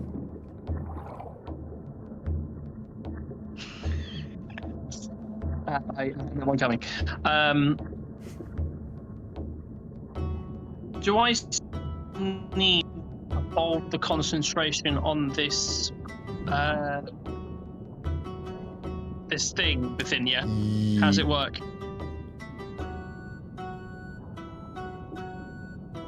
So as long as the circle persists, the demon is confined to that area. If breaking concentration on the thing would stop the shape from being formed per hemokinesis, then yes, she would be free at that point. Okay. Right. And we want to keep her inside this thing, I'm guessing. All right. In that case, I am going to. So just again, so can I see the? Actually, can I see the things that are attacking within you? You can see the things that are attacking within you. Okie dokie. I'm going to level a. I know it's a swarm. But I'm going to level a gore spike at it. Okie dokie. Yeah, you can do that. Just overall. So what's that? A con save? That's correct. Oof, not good. That is a natural 1 - 1, so 0. Alright, those are rare. I'll never forget Sam Regal's first deception check is not a 0. And then Matt loses his shit. That is 7 points of necrotic damage to the swarm. Easy enough, you just drain the blood out of them. And that was a heavy hit for them. They are not a monstrously powerful creature. And oh, as a bonus action, I'm going to inspire Bithynia by saying, "Don't know many people that keep a beast like this trapped up. Keep it up." All right, Tony Robinson. Yeah, sorry, my bard doesn't sing. Oh my god, okay, Well, he I'm does definitely... sing, but he only sings for his friends. I not am during combat. definitely gonna homebrew a bardic subclass called College of the Motivational Speaker. And it's like full-on Tony Robinson. College College of the Tentor. College of monologues, we'll call it. Alright, Barkios, it is your turn. Right, so, question. I've not got one of these, quippers icons in front of me, but I'm currently surrounded by quippers, right? Correct. Do you not have an icon of them on your... Because there's one on you on my map. There should be. Oh, sorry, not on me, but that's probably because I've got precedence. So yeah, that's fine. Alright, ignore me then. So, with that in mind, am I able to ignore them and just go for another attack on this vampire prick? Sweet, I'm making an attack against him. At disadvantage. Oh, that's a natural 1. Roll a d20. 15. You're fine. That would have been... Okay, fair enough. Okay, so that attack misses. Second attack. Oh my god. So I rolled an 18 and a 15, so with advantage, that is 25. Yep, that hits. With disadvantage, sorry. So yeah, let's roll damage. That's that plus that. That is 17 points of slashing damage. You just slash open his clavicle and his neck just splits open and just a cloud of blood begins pouring out. There you go, Scotty. Have some of that. Okay, I think that is my turn to attack. Yeah, two slashes, not moving anywhere. I'm good. Okay. On his turn, you watch as that massive slice you just did, the blood and closes up instantaneously as he heals 20 hit points. Sucked in. Interesting. Okay. And he is going to... yeah, he's going to chance it. And he's going to move 5, 10... yeah, 15, 20. I Yep. get an attack of opportunity. Yeah, we do. Oh shit, all 3 of you do. Oh yes. No.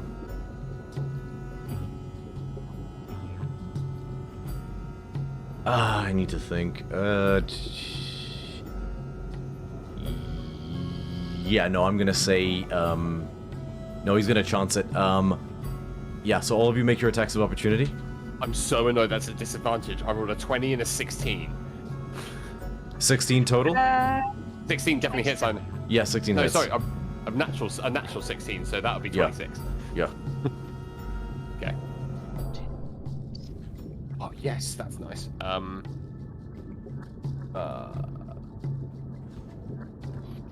Yeah, that's 20 points of slashing damage from me. Okay, you lacerate into his back. Yep. And for me, that 6 points of magical slashing damage. What'd you roll, Xanthia? To hit, 27. Yeah, that hits. Okay. Magical slashing damage? Yeah. This will have the only magical weapon thing. I thought that was on Amalia. Oh, that was on Xanthia. Okay, sorry. That's radiant damage, isn't it? Yep, good. Yeah. And he blisters his skin. 12 points of radiant damage. Okay, good to know.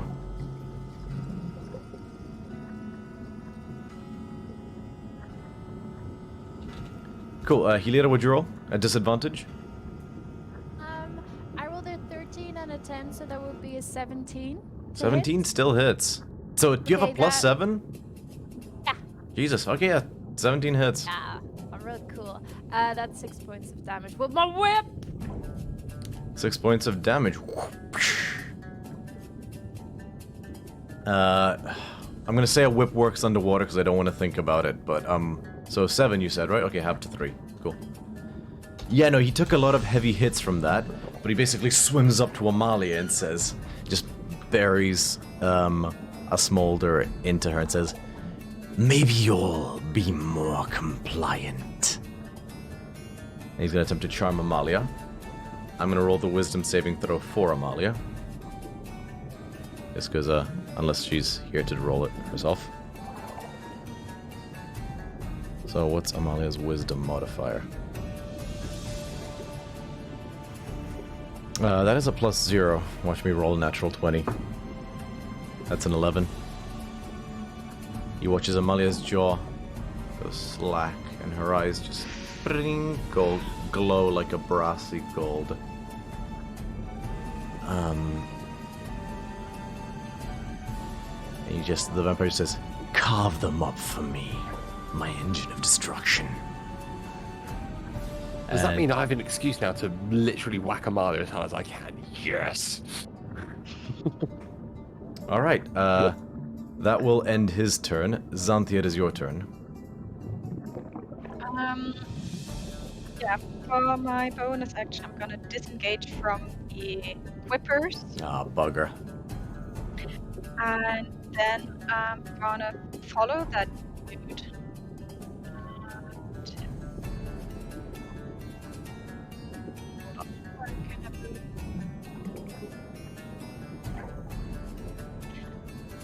Third.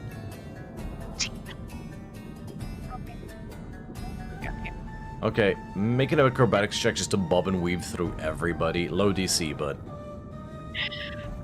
Acrobatics? Oh, cool. 19. You're fine. Was that a That was natural natural 20? -1. Just the D&D equivalent of business students. Sorry, I just read Amelie's comment. You're fine, Xanthia, go ahead. Okay, and I'm gonna attack the vampire again. Okay, go ahead and make an attack roll. Okay, the first one doesn't hit. That's a natural 2. of eight. Nope. This time he's ready and he bobs out the way. Second attack would be 23 to hit. 23 does hit. Okay. Hold on, I need to get all of my dice. This is hard. 10, sure. That. Ooh, 30 points of slashing damage, magical still, Okie dokie. plus 16 points of radiant damage from that magic weapon 16? Jeez. Did you roll double 8s? thing. Yes. Fucking hell. And I want to smite. Okay, Jesus. So that's me. 12, 6, 18, 18? Okay, I- Jesus. No. Which He- they might have to. He's not looking very good. He's looking fairly rough after that brunt of hits. Next up... sorry, anything else on your turn, Xanthia? No, that is everything that I can do. Cool. This swarm of quippers is going to lay into you, Helira, again. That's a natural 2, never mind. You're too fast for them, and you just bob and weave out the way. I'm rolling like shit tonight. Bithynia, it's your turn. You can see the vampire now.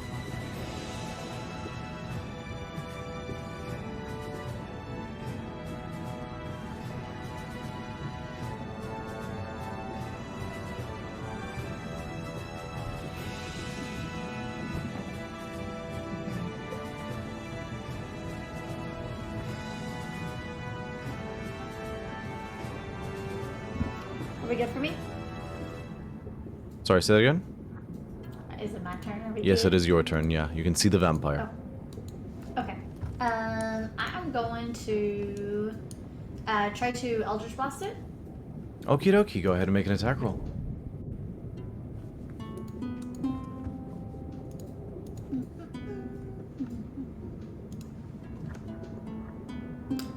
Does a 28 hit? A 28 hits. Okay. Does a 17 hit? 17 also hits. Okay. So I did 15 and 15, so 30 damage in total. Just.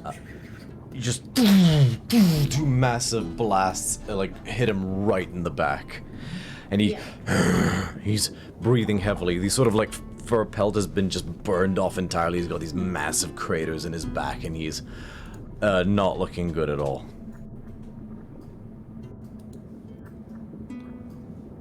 Anything else? Nope, that'll be it for now. Okay, end of your turn. He's gonna use 2 legendary actions to make a bite attack against Skotinos. No. That is a natural 16 plus 9 to hit. 16. Yeah, that'll hit. You take 8 points of piercing damage plus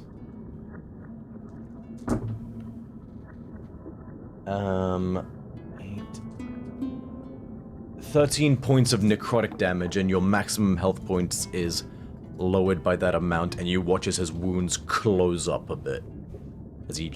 It means my max goes down by 13, right? Yeah. Yeah, by the necrotic damage you just took. Yeah, then 13. Okay. Let me just do that now. 13. Oh, no, that's not right. Max HP modifier.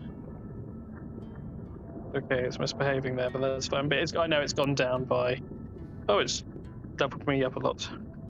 Okay.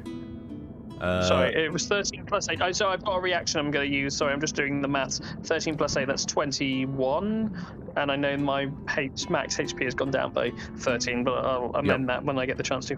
Okay, I will use 2 sorcery points and my reaction to draw from the fact that I've just received some blood, taken blood, injury, and I am going to cast, as he's right in front of me. Fuck, are vampires resistant to poison? I don't know if they are or not. I don't know if they are or not. Fuck. I'm gonna try it anyway. I'm gonna poison spray at him. Okay. That is a 22 on the con save. He succeeds. Sorry. It's alright, no worries. Next up, the swarm of Quippers is gonna lay into you again, Bithynia. That is a 21 to hit. You take. I will use my reaction again. Do I have my reaction? Do you have your reaction? I'm confused. No, I don't. No, you don't. No, I don't think I do. Never mind. It's okay. You only took 5 points of. I rolled super shit, like 4 1s and a 2. Sorry, 3 1s and a 2. You take 5 points of piercing damage, but I do need you to make a concentration check on maintaining the spell of the Summon Greater Demon, like in maintaining control of the demon.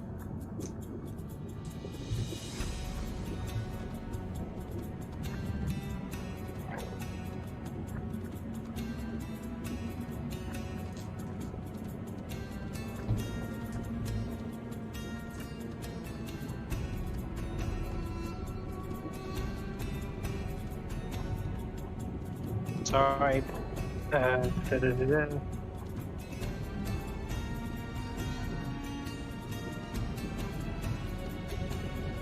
Apologies, working from my phone. It's a bit of a delay. No, you're fine. I have rolled.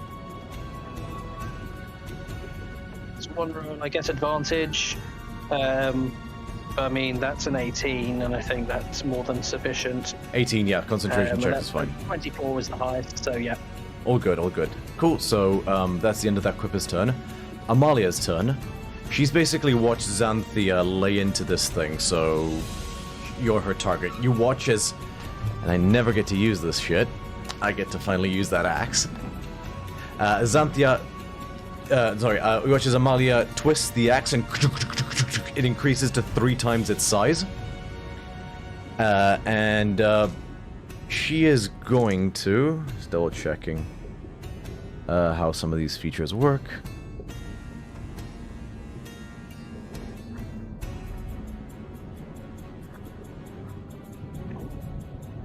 That's fine. Ability scoring. Just double checking. None of the stuff. Oh wait, so the axe requires I think it's a bonus action to...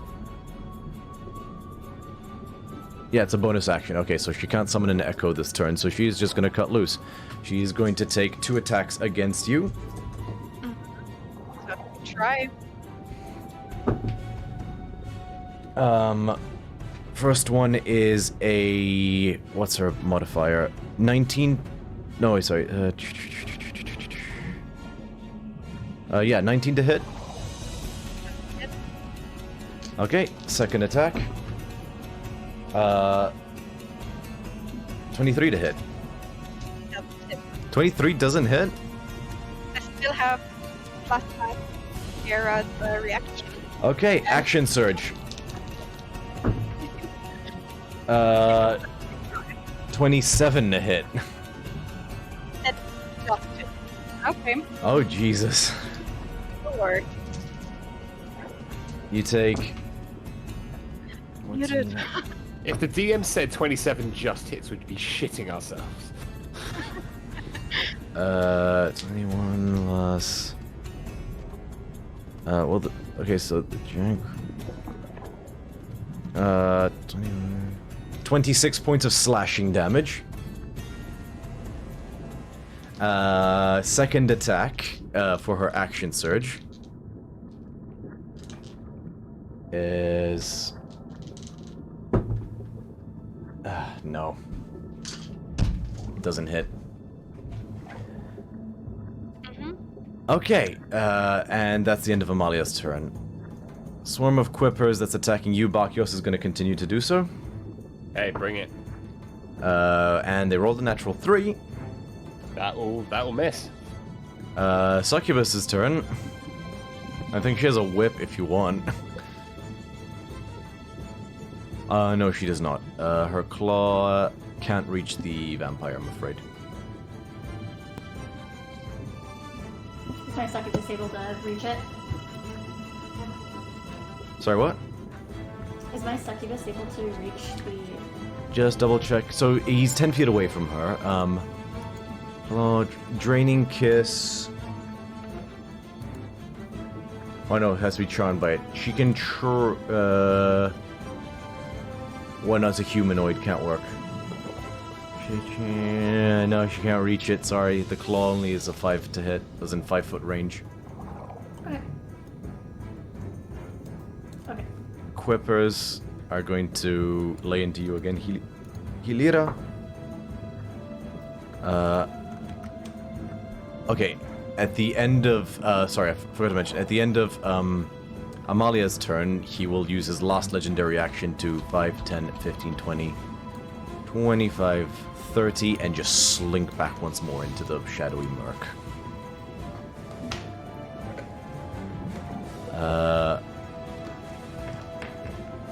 That's one of Quippers. That was a... No, they 12 to hit here, though. They miss you, Hilira. But it is your turn. Okay, so seeing my friend watch here, so getting attacked, which is not a move, honestly.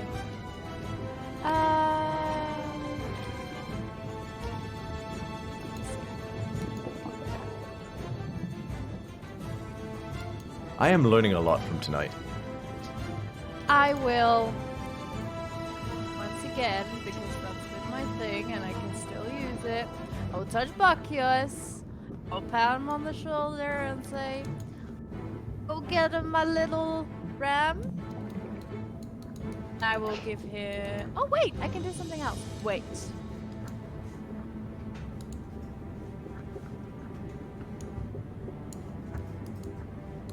You know what I'm gonna do? Mm-hmm. I'm gonna use my channel divinity safe passage, and I will just yeet him out of there. In which direction? The direction that I saw what's his face going. Does it specify that you need to be able to see where the person is going? Needs to be in an unoccupied space that you can see, so I'll just... You can only see 10 Adam. feet in front of you right now. Okay, well... I will let you teleport him into the unknown. I'm going to ask you to roll a d6. Oh god. Oh god. You can choose to do, like, you don't have to do this, but you can... That's what you want.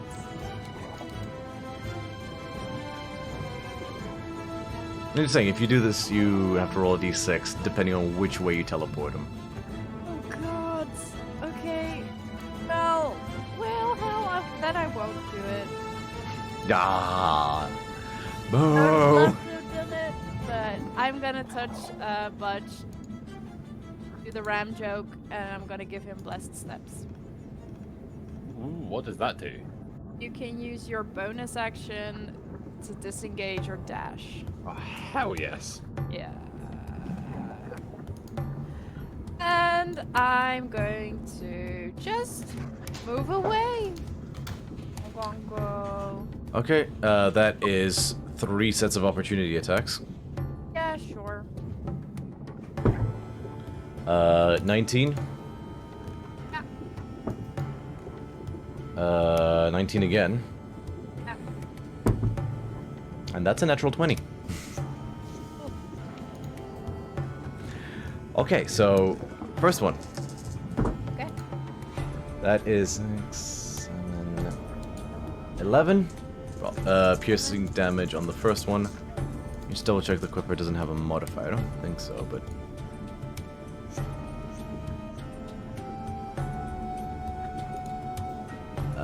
Nope. Second attack. 8. No, 9. 10. Winter the Goblin. Welcome. Thank you for the follow. So that's 10 piercing damage on the second one, and the third one. 6. I rolled so bad. So that's 7 for 14 total. 13. Okay. Cool. Still up. Okay. Okay, anything else on your turn, Heliota? I'm just gonna keep moving because I only moved 5 feet. I'll go 10, 15, 20, 25, 30. Okay. That's what I will do. Scotinos, it is your turn.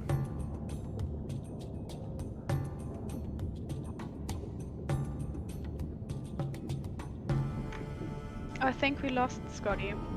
Yeah, I think Scotty dropped. Oh god. Okay, he say he couldn't come back, or because we can delay his turn if you want. Didn't say anything. Okay, let's hold off in case he's able to come back. We'll delay him in the initiative order. He'll get his full turn. Bakios, it is your turn. Amazing. Right, so thanks to that really nice little bonus from Hilira, I would like to use my bonus action to disengage. Oh, is that a Scotty coming back? Scotty is coming back. It is. Perfect. All right, in the first bit of fairness, Scotty, you can take your turn. Sorry about that. No, it's fine. We simply... At the same time. What did I just miss? Apologies. Almost nothing. It's your turn now. We were going to postpone your turn, but you came right back. No, that's fine. Okay. Wait, when did you disappear? Is Bithynia still under attack by various horribleness? Correct. I will say you... Okay. Actually, you can't see this because it's too murky. But never mind, continue. Yeah, it's fine until I know to release the ring of control. I'm gonna just keep maintaining that because I think that seems to be serving a purpose. And I'll call out, "Is the succubus useful?"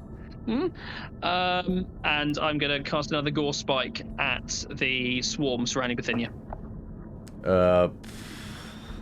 That's a 10. 11 minus 1. So that is another dice roll of damage, which is slowest dice roll in history. 8 points of necrotic. Yeah, these guys aren't looking too good. Wouldn't take much more to finish them off. And other than that, I think that's all I'm going to do for the time being, because I need to kind of maintain.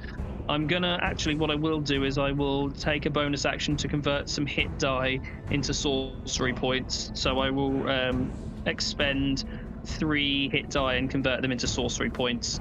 So I have a few more to kind of work with, and that's my turn. Very well. Bakios, it is now actually your turn. So disengage. Yeah, amazing. So bonus action to disengage, and then I would like to go northeast on the map, just filled with rage now, swimming past the Beleaguered Bithynia, for 10, 20, seeing, oh my god, there's a fucking succubus, hello, she's still there. Another 10, looking around like, where is he? Where is he?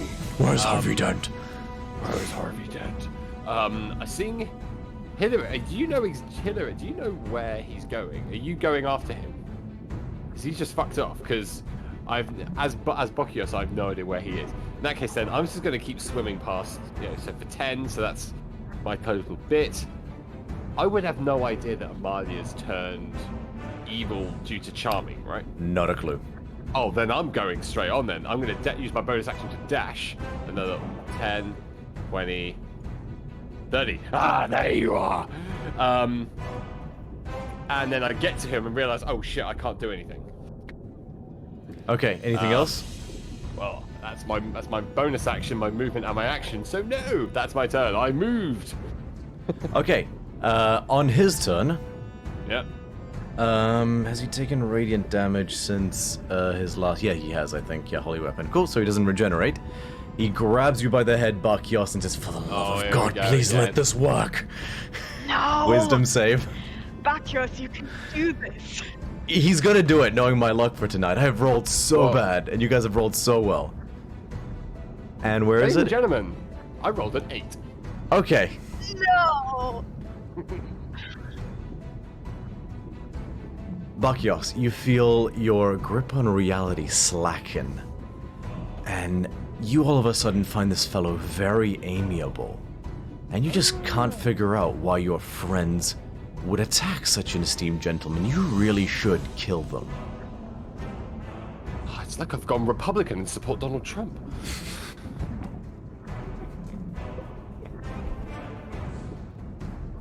I think we have it, ladies and gentlemen. Bizarrest non sequitur ever.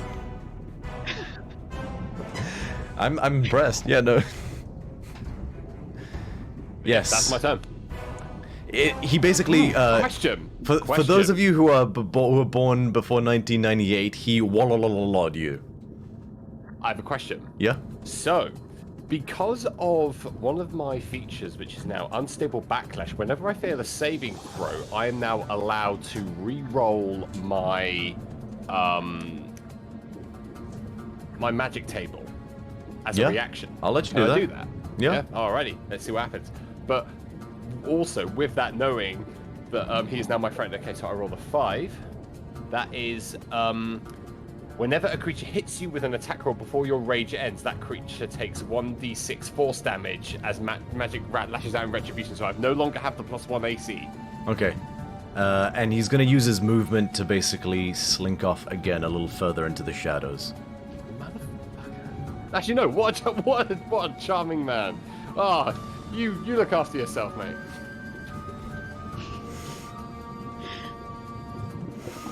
This is bad. Part of me, just in lore, wants to imagine that all he actually did was slip you a 20. Like, that's all it took. 20 Wow. gold. Wow, I'm a cheap bitch. That's why it would be funny, but no, you have more honor than that. 30 at least. Oh, get out of my head. That was beautiful. Anyway, but That's his turn. Xanthia, it is your turn. God. Okay. Amalia just tried to lay into you and actually managed to get a massive hit in. I would like to shove Amalia to try to get her prone. There is no such thing as prone underwater. Oh. Cool. Well, then I'm gonna just shove her anyway to push her like 5 feet away. Because I don't actually want to hurt her too badly. Okay, you want to shove her away? Okay. Cool. Yeah, make a cool contested athletics check. Okay, she's gonna do the roll. Oh, you might succeed that. She has amazing athletics, but I rolled a 9 for a athletics is so 17 total. Yeah, you succeed. You are. Which way do you shove her? Her back's up against rock. Yeah. Sorry, which way? Into the wall, basically. Okay, she's up against the wall. You can't shove her any further. You would know that, and I'll let you do a different action because she's like her back is like almost against the wall, so you couldn't shove her. You could shove her up or down, but then down. Okay. So you shove her 5 feet down this way. And then I'm gonna make my You're gonna move which way? Okay, cool. She's gonna take an attack of opportunity. That's a natural 1. Continue. Okay. I'm gonna move. Why is that moving? Computer is very slow today. And I'm gonna stop next to Hera and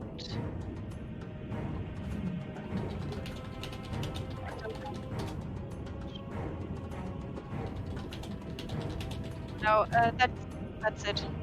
Okie dokie. This swarm of quippers is going to descend upon you, Bithynia. Gonna make an attack roll. That is, a 12 to hit? No. Can't quite find purchase. Next up, it is your turn, Bithynia. Okay. You do have a lot so of I've quippers got- with no allies in the line of fire. Say that once more. You have a lot of quippers around you and no allies in your line of fire, you notice. And I still have a swarm next to me. Okay. Yes. I'm gonna use a. As a heads up, if you move five. 5 feet, you won't leave their attack range, so you wouldn't provoke an attack of opportunity. So I'll just go right here. Well, yeah, I'll just go right here. So I'm going to first try to nuke the one nearest to me on the left with Eldritch Blast. Okay. Maybe. Yeah, you can make an attack roll if you like. If, do you Sorry, go ahead. I rolled a 13 to hit to start. 13, I think 13 just hits. Okay. 10 damage. And boom, you kill the set of quippers next to you. Okay. And then I would like to move my, I'll use my second Eldritch Blast maybe on that second swarm that moved to hit me. No problem, go ahead and make an attack roll.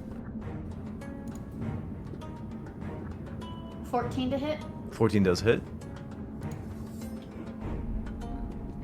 6 damage. Oof. Don't quite kill them, but they're definitely on death's door. Okay. Alright, so that'll be the end of my roll. Other than... Yeah, because I still have the thing for my succubus to hit anything that hits me, right? Correct. Okay. Alright, that's the end of my roll. Very well. It is Amalia's turn. And she's just gonna keep going. She's gonna move up to you, Scotty. Bonus action on release her echo or summon an echo. Oopsie daisy, that's a lot of effects. And she's going to take 2 attacks against you, and she's going to use Unleash Incarnation for a 3rd attack. Yep. So disadvantage. That's a 7 and a 3. That would be like a total of 11, so no. Second attack. I rolled 2 19s. What's the total for that? That is a 27. I can't shield my way out of that one, so yeah, that hits. Okay, and fortunately she does not have Big Axe anymore, so you do only take... That's full damage, 17 points of damage. Okay. Third attack using the Echo. 17 points, did you say? Yep. That was 2 natural ones. Okay, I've taken Roll that. another d20. And my... Okay, so Amalia rolled 2 natural ones, and then on the additional d20 rolled a 5, so I'm gonna say she misses you and... buries the axe into the stone. Axe is stuck. 19 on my concentration roll, by the way. Succeeds. Cool. Easy enough. Okay, not looking good. That's Amalia's turn. Next up in the order, it is this swarm of quippers here that is gonna... Did you get a save against the charm? No, she doesn't. Only, no, it's not that kind of charm. When a vampire charms, it's only if, the vampire or its allies harm her. Otherwise, she is 24 hours. Do we count as the allies? Or is it the vampire's allies? The vampire's allies. Fuck. So, the quipper's gonna move into position and try to bite you again, Bithynia. Oof, that's a 16. Believe that hits. Bithynia, you take... Jesus Christ, 3 1s and a 6. 9 points of piercing damage. But it is the succubus's turn. And she... Unfortunately, she can't quite reach any of those quippers. She's got a 5-foot range and she can't move out of that space. You just hear in your head, Scotty, I could hit them if I could get close.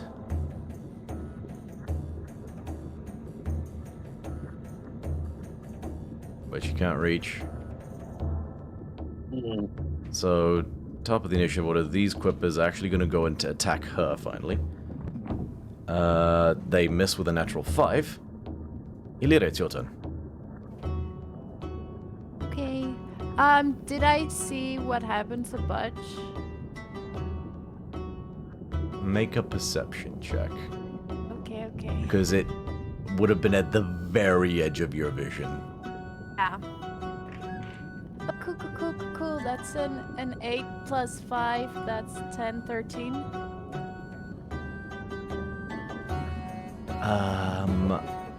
I am going... 13... roll a d6. On a 1 to 3, you didn't see it. On a 4 to 6, you saw it. That's a 1. So wait, was that? I don't know. I do know. You didn't see it, sorry. Okay. 13 was like knowing- on the line, so I left it up to knowing fate. that, I will start moving up. Okay. 5, 10, 15.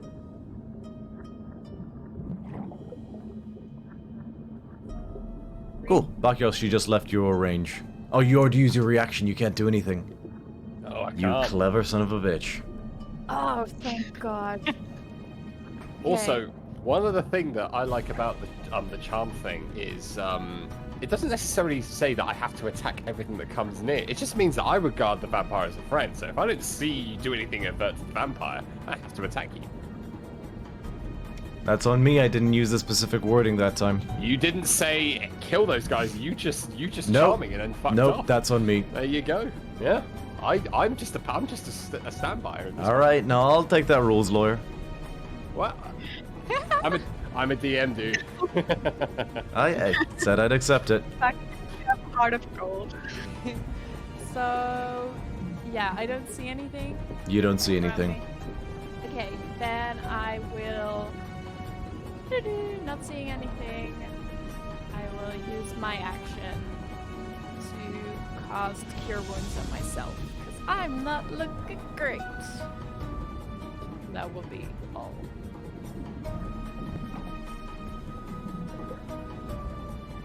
Alright, I'm going to be fair and say that it costs him his remaining 2 legendary actions. But Bakios, in your head you hear, oh, right, shit, I forgot. Please murder everybody. Murder everybody who is my enemy. Can do. Cool, so he has no more legendary actions this turn, as my own penance unto myself. I think that's fair. Scotty, it's your turn. Okay. Far be it from me to follow the advice of the voluptuous succubus that's been whispering sweet nothings into my ear, but she has a point, and also I really need my concentration to deal with the angry cat that's attacking me. So I'm going to have to cast. So this breaks the hemokinesis concentration. And I am going to cast Tasha's Hideous Laughter at my good companion, Okay. Amalia. She rolled a 13 on the saving throw. Brilliant. She fails. Okay. Does she take damage immediately? She takes no damage. Okay. Fair enough. Anything A else in your creature of turn? your choice Oh, sorry. sees everything as hilariously funny and falls into fits of laughter. Tell a They must joke. succeed in wisdom or stay prone. They're incapacitated and unable to stand up for the duration. They can make the save at the end of each of their turns. But basically, I'm just going to hold on. Like, what initially starts as me trying to like grapple with them ends up just being like this kids play fight as I cast Tasha's Hideous Laughter. Okay. And I stop her murdering me. You tickle her. That'll work. Okay. I will do that by spending 2 sorcery points to make it my bonus action. And then as my action, I'm going to use one of my Farrakha's Balm uses, which I have 1 left now, because we haven't had a long rest since, I don't believe. So I have 1 left after this to recover some hit points. Oh fuck, I rolled a 1. So I recover 4 hit points. Okay. Bringing me to 40. Nice. Bakios, your turn. Right.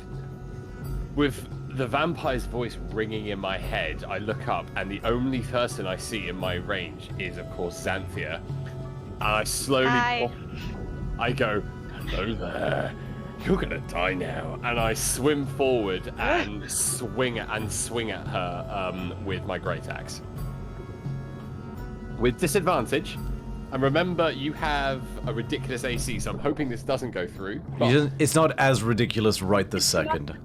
but still, but in character, I hope you die. Out of character, I hope you survive. I mean, you've been powering through disadvantage this whole time. Watch as... Please tell me you rolled 2 natural 20s. No, I rolled a 3 and an 8, so that's a 13 to hit. Like, man, like... Just slap me in the face, why don't you, Lady Luck? Oh, I so will. So that just, I assume, you just swoop under that. Yep. And then matrix Come on. it. And then my second swing. 7 and a 14, so 17. Does 17 hit? No. Nope. There you go. That's it. fair. That's my turn. Okay. On the vampire's turn, I don't believe he took radiant damage, so he regains 20 hit points. Never gonna kill this guy. He's going to move into melee with you, Healy, and attempt to... first, he's going to do a claw attack to try and grapple you. That's a natural 1. Second claw attack to try and grapple you. That is a 21. So you are grappled, but that's all he can do right this moment. Xanthia, it's your turn. Oh god. I don't like any of them.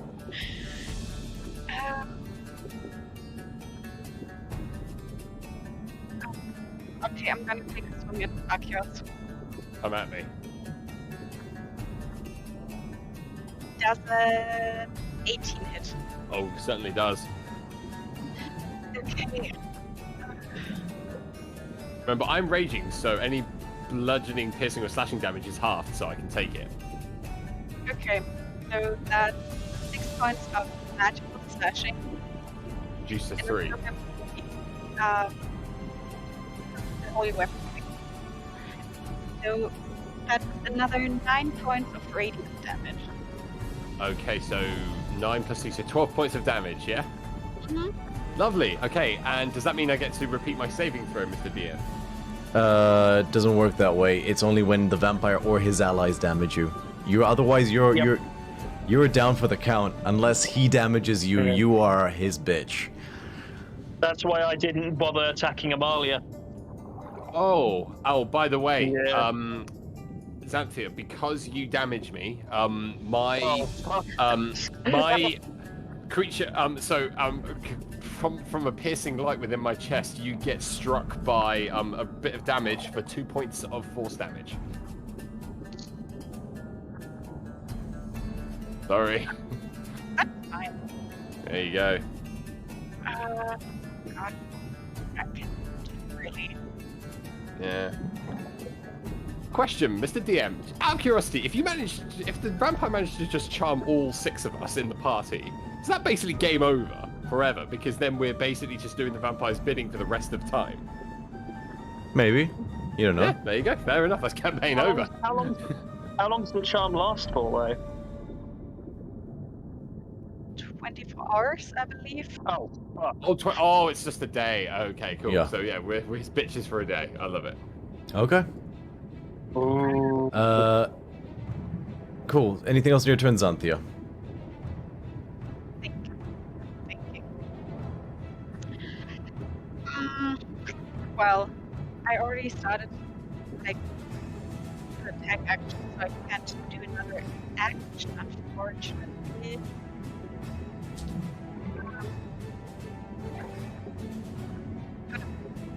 Back away like 5 feet. Okay, very well.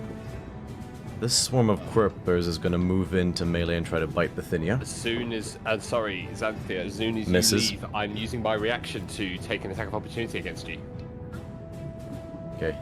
So, Quirpers rolled shit.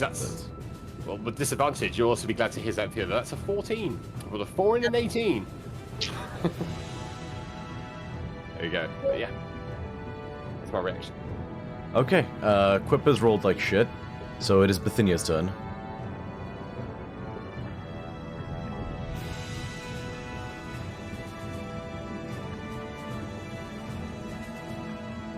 I'm paying attention to the time as well, guys. Don't fret. Out of respect.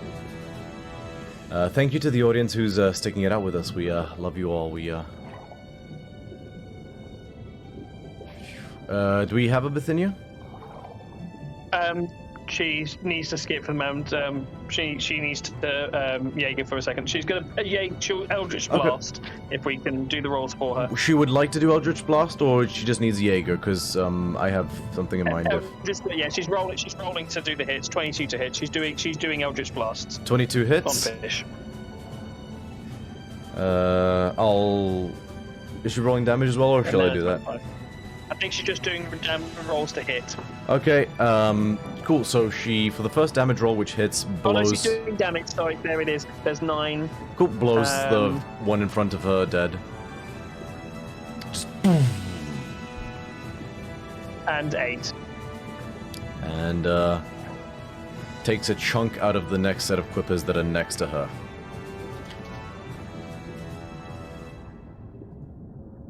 And she turns to you, Scotty, and she's gonna make an Arcana check. Yeah, like a million. She turns to you, Scotty, and says, "Stop him! He's the source!" Amalia's turn. She's going to keep swinging.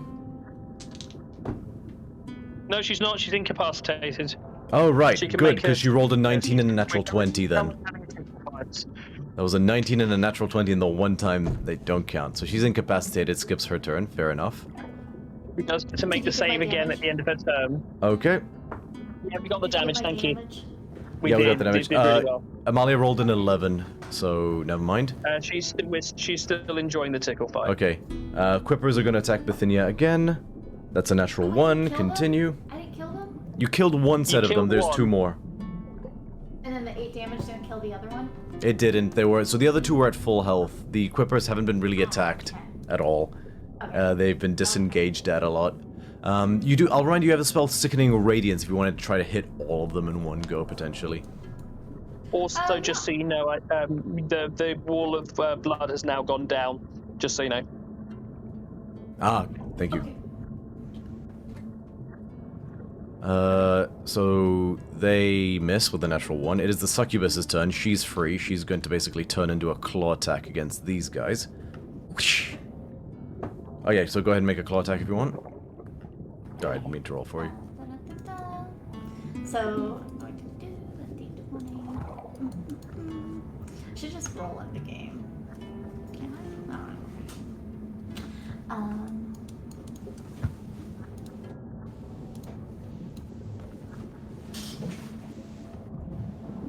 And so 15 plus 5, 20. Definitely hits. Go ahead and roll for damage. So the claw attack is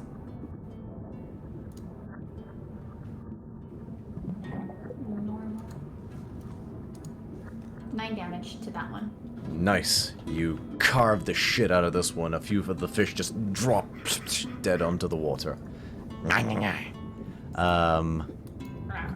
Alrighty. At the end of her turn, Vampire is going to use his last 2 legendary actions to do a bite attack against Heliera. Okay. Oh, fuck me. That's a 13. Nope. Okay. This swarm of Quippers is going to try bite the succubus. And that's a natural 20. So the succubus takes 3, 6, 8, 12, 24 points of piercing damage as they all just lay into her. So I'll mark that off. 6, 42.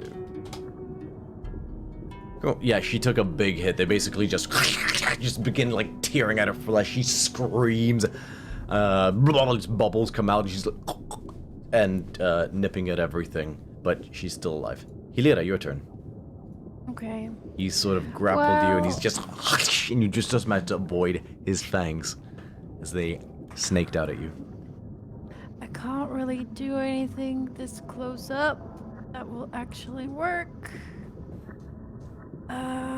So Disengage, can't you? Can do that. I want to. Let me see.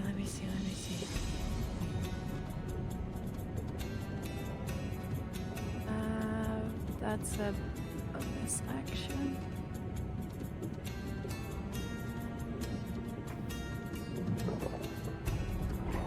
Yeah. I'm going to bonus action disengage. Okay. I'm going to move back 10 feet. Okay. Actually, 5, 10, right there, and I'm going to try and cast Guiding Bolt. Okay. What level? Second. Alright, go ahead and make an attack roll. With disadvantage, right? No, that is a ranged spell attack. No disadvantage. Oh! Oh, that's a 17 to hit. 17 does hit. Okay. Which I rolled really shitty, but that's okay. Love that. I love damage. Radiant damage. How much? I didn't actually hear. 12. He takes a massive hit and just blisters every. So you rolled 5d6 and you got 12. Jeez, I'm sorry. Yeah, I know. He's I rolled a lot of looking, ones. and he just like a massive bolt strikes his chest. He he's looking incredibly weak all of a sudden. Looks haggard and struggling. Anything else on your turn, Helida? Does he break concentration? Doesn't work that way. Fuck! That's all. Okay, Scotty, it's your turn. Right.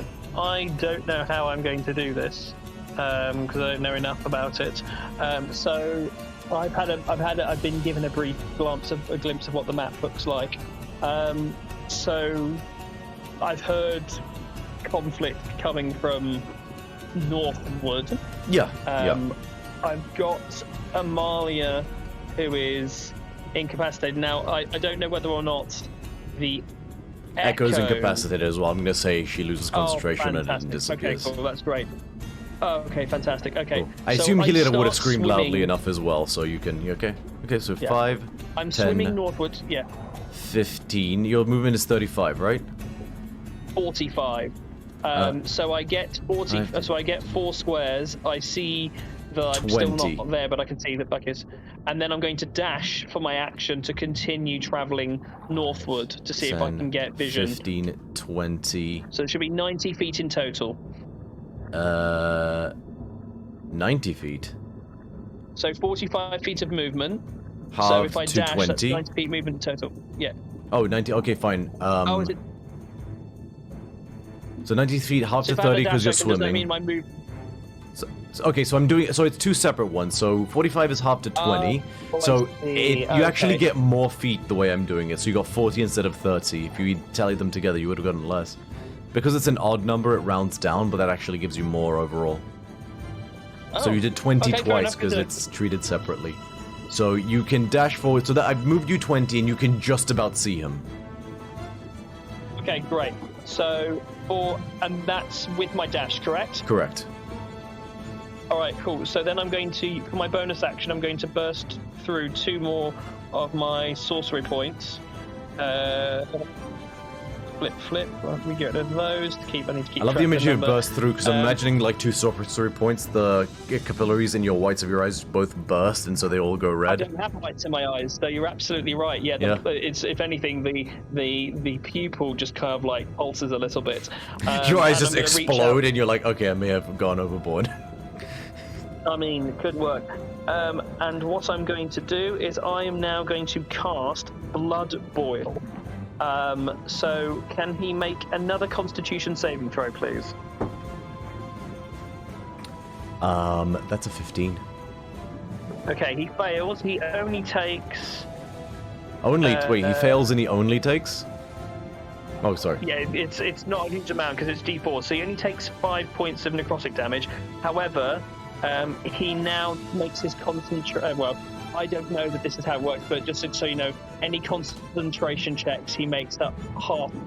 He makes a disadvantage. Okay. He's now poisoned until the spell ends, and his speed is reduced by half.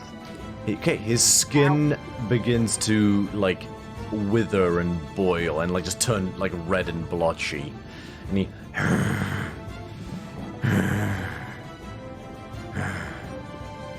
He's not looking good at all. I didn't mean to move him. Buckios, it's your turn. Wonderful. So, because I've seen a satyr come tearing past me in direction of my lord and savior, this wonderful man, I'm going to turn tail and 10, 20,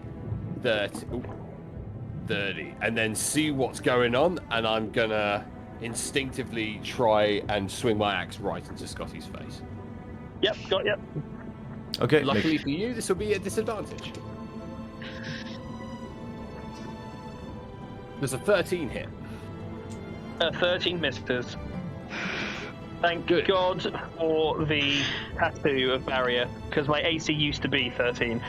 Well, Thank God we're underwater, honestly. second attack. might go That around the too. water, and another swing as well. 17 hit.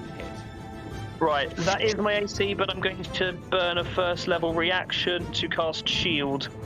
And that brings my AC to 22, so it misses. Fair enough. Right, that's my turn. Okay, on the vampire's turn, he's basically going to swim up to you, Barkios, and just says, I need a pick-me-up.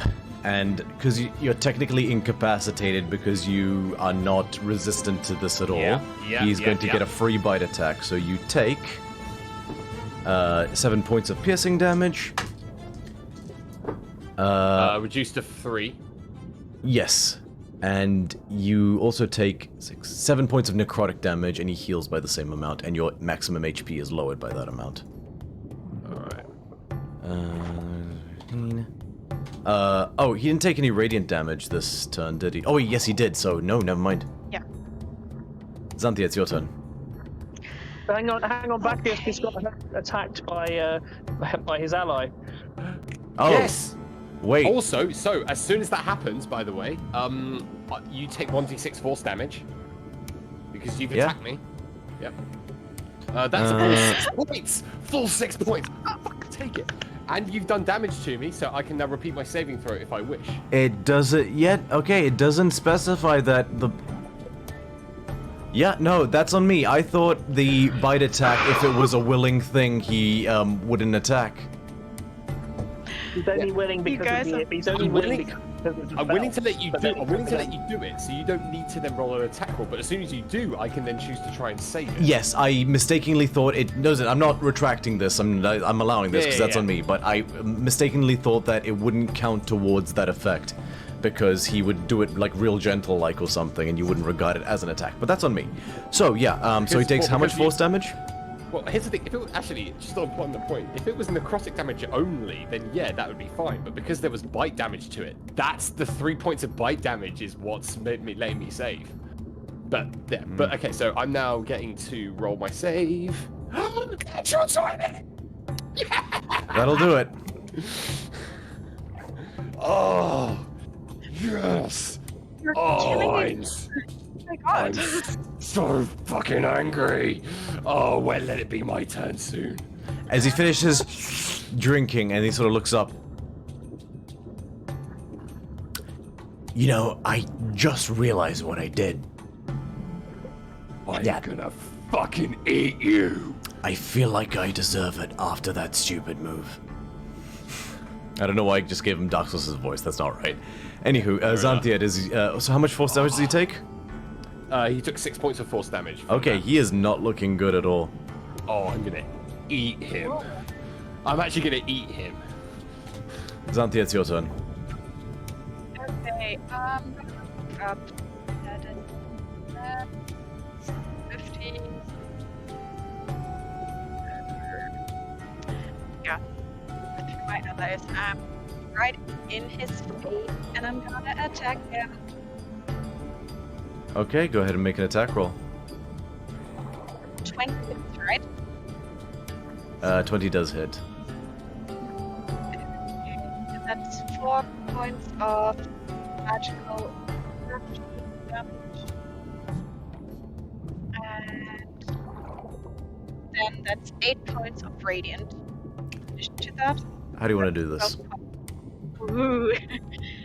Basically, I just see, well, I don't see, but I just feel that my friends are all up there and there's shit going down. So I just swim across, like around them, and while still Excuse me. Thank you. Okay, going to murder you now.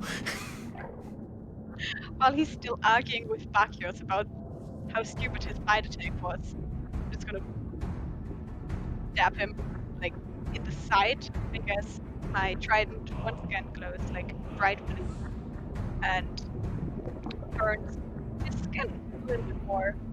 And I'm pulling out the trident as he slumps to the ground. Yeah, you basically stab the trident right into his back, and you feel the vertebrae split. And you then basically grab it and twist, and you guys hear an awful... And all of a sudden, yeah, those were my real knuckles. And he just goes immediately limp. And as he slinks to the ground, he just slaws away into nothing. And this red cloud of like bubbling, watery, bloody mist forms in the water, and it starts to sort of inch and move like it's trying to get away.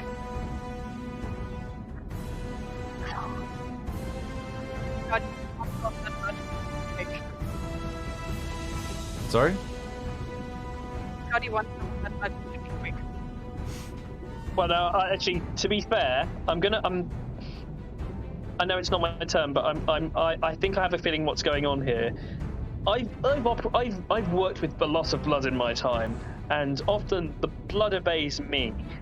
Am I getting the impression, just looking at this blood, that it's got something of its own agenda? Oh yeah. This is like looking in a mirror.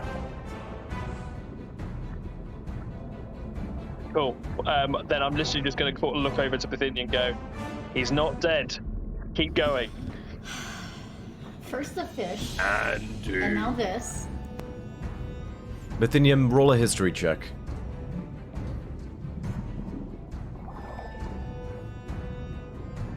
Okay, I got a total of 23. The text spoke clearly of a vampire's mist form. It was impervious to physical attacks. And the only thing that you recall was able to prevent, like best as the scholars have determined, the only thing that seemed to damage that mist form was either sunlight or running water.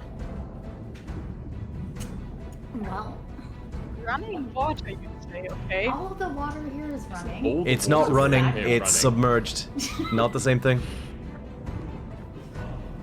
Just swim by him really fast and make a bit of a current. Yeah, where is the, we need a water elemental with legs. Just, That would do it. Okay. So you technically wouldn't have actually seen any of this, but well, actually, no, I'm gonna say you heard it well enough that this happened, but you still can't actually see them. You're surrounded by quippers. okay. It's still Xanthia's turn? No, it's your turn. Okay, sorry. Oh wait, unless Xanthia used her other attacks. I don't know. I don't think so. Okay. So both of these are still alive next to me? Or do Yep. I need to update my map? Hold on. Let me update my map and see if it's... Amelie, the water's not running. It means it has to be displaced through air, as in like a tap, like a stream. Running water equals a stream, where at least parts of the thing that is being run upon is outside of the water. When you're underwater, you are simply submerged. It's not the same thing. Well, I'm ruling it as not the same thing. So, I guess that rules out hallucinatory terrain. Oh god, like mind over matter, I could do convince it that it's hallucinatory terrain, dying. right? And then make it an air-like area. I think we should be okay if the same effect that we did to try and clear the air of the smog, or like the stuff, the tidal wave. You guys aren't having this That's it. conversation. No, but I'm just gonna Eldritch Blast again because I'm not by them. And I've got a 29 to hit on the first one. Definitely hits. 12 damage for the first. And you blow one set of fish to smithereens. Yeah. Not too bad. Okay. And then the next one's 17 to hit. And definitely hits. And that one has 10 damage. And they're dead as well. Woo! Fish fry. Alright. And then... Can I speak over to Amalia? She's close enough for me to hear. Would she have known that it's the vamp dude is... Do you say that he was resistant to it, or resistant to physical damage?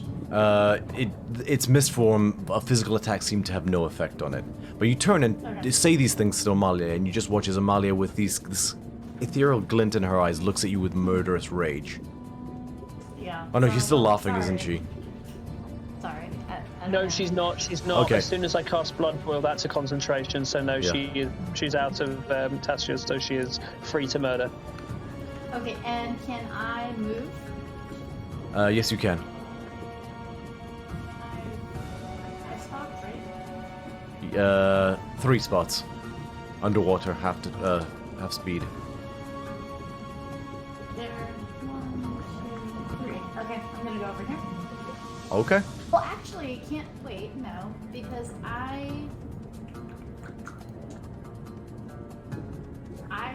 could use. You got the Seafarer's cloak as well. Yeah. Oh, I And take have it back. I have Sphinx displacement. You could teleport using Sphinx Displacement if you want. Is that an action or a bonus action? It's a bonus action. Yeah, you could teleport with Sphinx Displacement and if you want. You also do have a swimming speed. I did forget about that. So yes, you can move 6 squares and teleport. However much Sphinx Displacement lets you teleport. But yeah, so I'll do that. Okay. So 3 more squares you can move.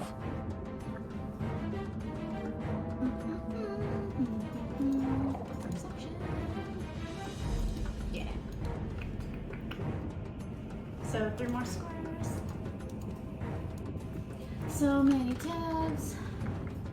Okay, I'm coming over. And you can teleport how much? Oh wait, no, those were my 3 tabs. I thought you said that my teleport had to be 3 squares. No. So you could move 3 extra squares because your cloak gives you a swimming speed equal to your walking speed, Okay. which is 30 feet. So you can do both. Gotcha. Okay. And then, well, I have more than one way actions. Bonus action. I could have swore. I wanted to say it was far because when we were moving those things out of the cave, I was able to get like almost all the way to the end. Does it say on your... let's have a look at your... Oh wait, that's Heliada's page. 1 second. D&D Beyond, stand back. I'm looking at space displacement, but it says 60 feet. Yes, okay, 60 So feet, I'm yeah. walking- Yes. Okay, so that, I don't know. So I'm just gonna say that this is enough. Okay. 5, Yep. 10, 20, 25, 30. Yeah, that's definitely 60 feet. Is way... You could actually get on the other side of him if you wanted. We're good. Cool. Amalia's Okay, turn. And that'll end my turn. Perfect. I'm gonna say, for the sake of brevity, that Amalia is still laughing, just so I don't have to think about that. And I'm gonna skip the succubus as well. Heliada, Well, it's your turn. if it had, like, Amalia's Tasha's laughter would have ended when I cast Blood Boil. Yeah, but because she's that's gonna a swim. concentration as well. So she's gonna dash 5, 10, 15, 20. No, then 15, and then 5, 10, 15. So she's dashed and she's rushing to the aid of her vampire companion, but that's it. Succubus is basically like can't move for shit because the wings are like creating too much drag in the water. But okay, I'll say she dashes as well, the succubus does, so she's gonna move 5, 10, 15, 20, 25, 30. That's it. Trying to get into close. Heliada, it's your turn. Okay. Well. Okay. Would I know about the running water thingy-mabothers? Bithynia, would you have shouted that out? What, shouted what out? The lore you know about what can harm this form of the vampire. Yeah, so I wanted to tell everybody, but she was the only one, Amalia was the only one next to me, so... You could have said it after you teleported and ran and stuff like that. Talking's a free action. Yeah. Okay, cool. So you guys watch as Bithynia bamps and just yells, sunlight or running water! Sunlight or running water, except the water that's running by us right now has to be from running. You guys are not gonna let me, like... So we have to create moving water. Am I correct? Maybe? Okay. I will go into my pack, reach around, grab the whirlpool dart that we have. Oh and I shit. will eat. Ooh! I forgot you guys had that. Be the note taker. Question, does it say half damage on a failure or no damage? It takes damage either way. No roll necessary. How do you want to do this? I was gonna say any amount of damage from this is instantly fatal. Clever. I like that. You know what, Helida, take a point of piety for using a clever tactic to defeat a foe. Thank you. Well, okay, I will throw the whirlpool dart, and then I don't fucking know what happens. We'll just whee, kind of like the toilet drain. Yeah. So you throw, and you think you've missed until it curves, and then it starts doing a twirl.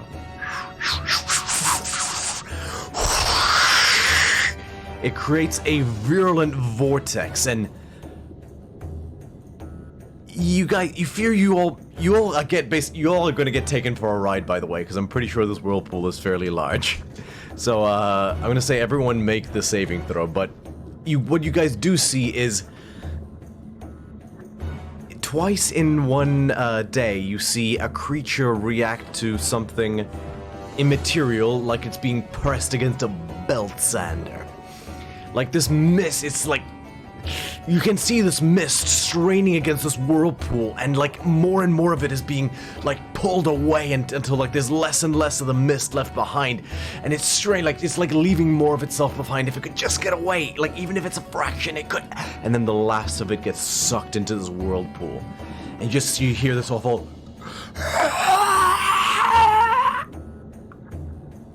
and it disappears. It's a DC 13 strength save Oh. for everybody. Yes, And if you fail, you take 9 damage and go in for a ride. 18. Yeah, everyone can get a +4. Oh, then 22. Which modifier for the saving throw? Strength. Strength. Strength. I rolled a 9, so I'm going for a ride.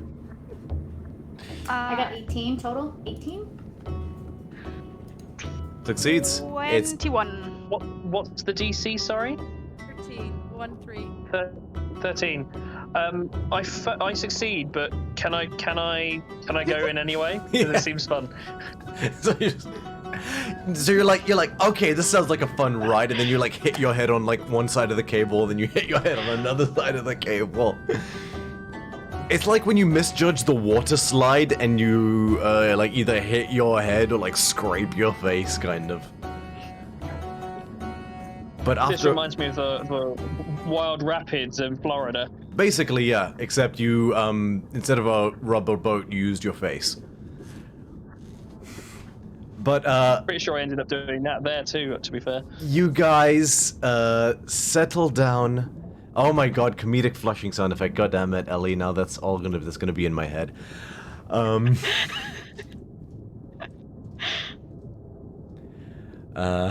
Jesus. Okay, but yeah, the whirlpool dart comes to a stop, and combat seems to be over. For the purposes of brevity, I'll say, after taking a moment, you scan the rest of the cavern, and it appears to be empty. And Bithynia, you're the only one who notices it with your devil's sight, but the murkiness is already beginning to fade. You'll notice. Well, I guess you don't notice, but I think that it's starting to clear up around here. This murky water doesn't seem so unpolluted or... Bithynia, I don't know where you are. Do you still have your succubus thing? I don't know if it's going to be choking or not, but it's out of its thing, so it's out of the blood circle. I was gonna say, tell it to go away. Tell it to go away if you can. You watch as... Because I'm really exhausted.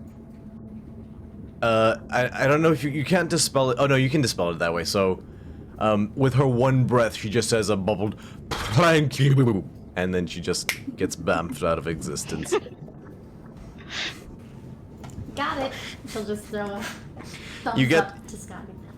You're not sure if there's a block caller option for summoning demons, but you get the sense that if there is, you are officially on her list.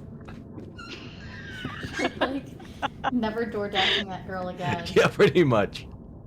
That is a 1-star review. She left you. My rating's going up. Summoned underwater, couldn't do anything, got a mouthful of salt. 1 out of 10. Fish were assholes. Exactly. But yes, the cavern appears to be empty. The threat abated. What? With 10 minutes to go, just because I'm conscious of time, what do you wish to do? quick question: is the where's the vampire's body right now? You're breathing it. So it's now liquid. Yes. It's not. There's not a physical body to eat anymore. I'll No. try and I will not for Barkios's desire to consume, but I will attempt a hemokinesis in the water to see if there is anything that I can kind of pluck. I'm going to say make a charisma check, just like a force of will check. Like, you know where it is, but it's like drawing blood from pardon the pun, drawing blood from a stone. You basically have to separate it from all the water it's diffused into. Straight charisma. Well, I rolled a save rather than a thingy, but it was a natural 1, so nah. It's like trying to pull the eggs out of a baked cake. Ooh, cake. I assume Scotty says this out loud. Yeah. Yeah, just completely out of context. Mm-hmm. I've moved far beyond the sandwiches. I'm on cake now. But yeah, no, I have no luck. And I try and plug up a site there. There's nothing there. So yeah, with 10 minutes to go, what would you guys like to do? Where did this thing come from? Was there a coffin? A grave? There was Yes, a it coffin. came from a coffin. It was a red herring. Yeah, that the DM volunteered that information. Is there anything in it? The abyss. You're more than welcome to go and look. There's a little veil of darkness, and then Best just you guys just could below tell, there's it something was- that wants to grab you. Yeah, it was best you guys could tell it was a magical trap. Nice. If we've done everything. This sucks. Not being able to swim properly and not having a suitable cape. I hate being underwater. Yeah. Amalia says, "Can we go count the coins now?" Sure. I think that's Yeah. a valid idea. Let's go get some Wonga. Yeah, you swim over to the section that had all the coins lining the cavernous floor, and I'm gonna switch back to main DM layout now. And Where's my whirlpool dart? you can still- retrieve it. It takes you like Okay, I will 10 minutes, but grab you it. are able to find it easy enough. So you find so yeah, you see just these coins littering the ground everywhere in this section of the cavern, as well as there's a couple rusted chests and a golden scepter that litters the ground, as well as a couple of jewels. I'm gonna focus on the jewels and see what kind of gemstones, precious stones that we have. If I find any diamonds, I'm gonna flag those in particular. Okay. If I find any rubies, those things are mine because they're red and they're Cool. cool. You guys all pile but into then the rest will just go into Yeah. the party fund. You guys all pile into the cavern. I presume you pile into the cavern with all the coins. Hang on, let me delete the vampire so he's not there anymore.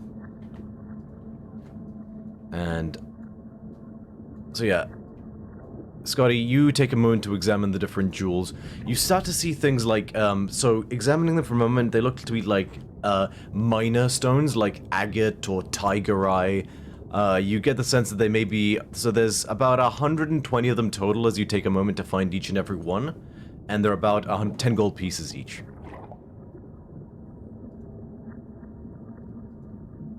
Alright, I will make a note of this. In a big pot of stuff.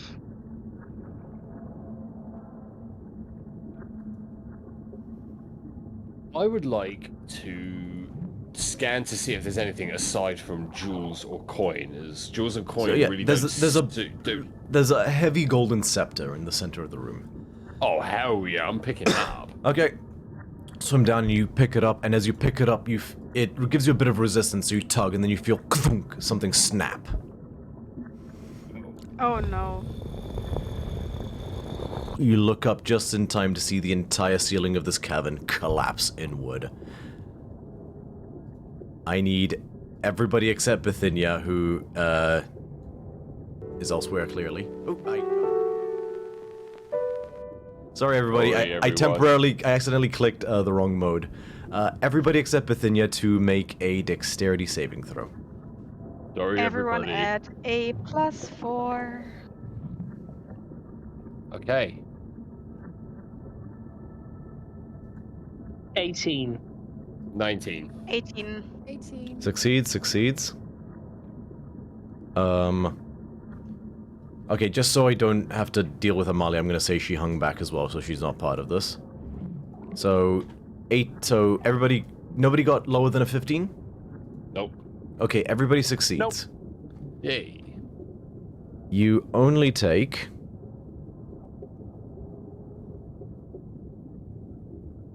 Only.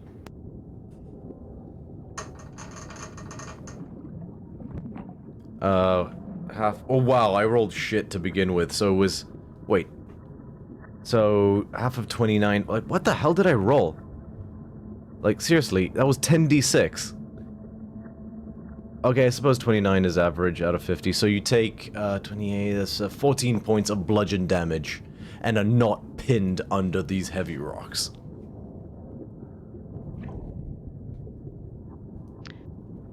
That was a great idea. Do I still have the golden scepter? Oh yeah. Sweet. Bithynia swims up to you at your request, and she takes a moment to appraise it. Bithynia, roll a history, or no, just make a general intelligence check.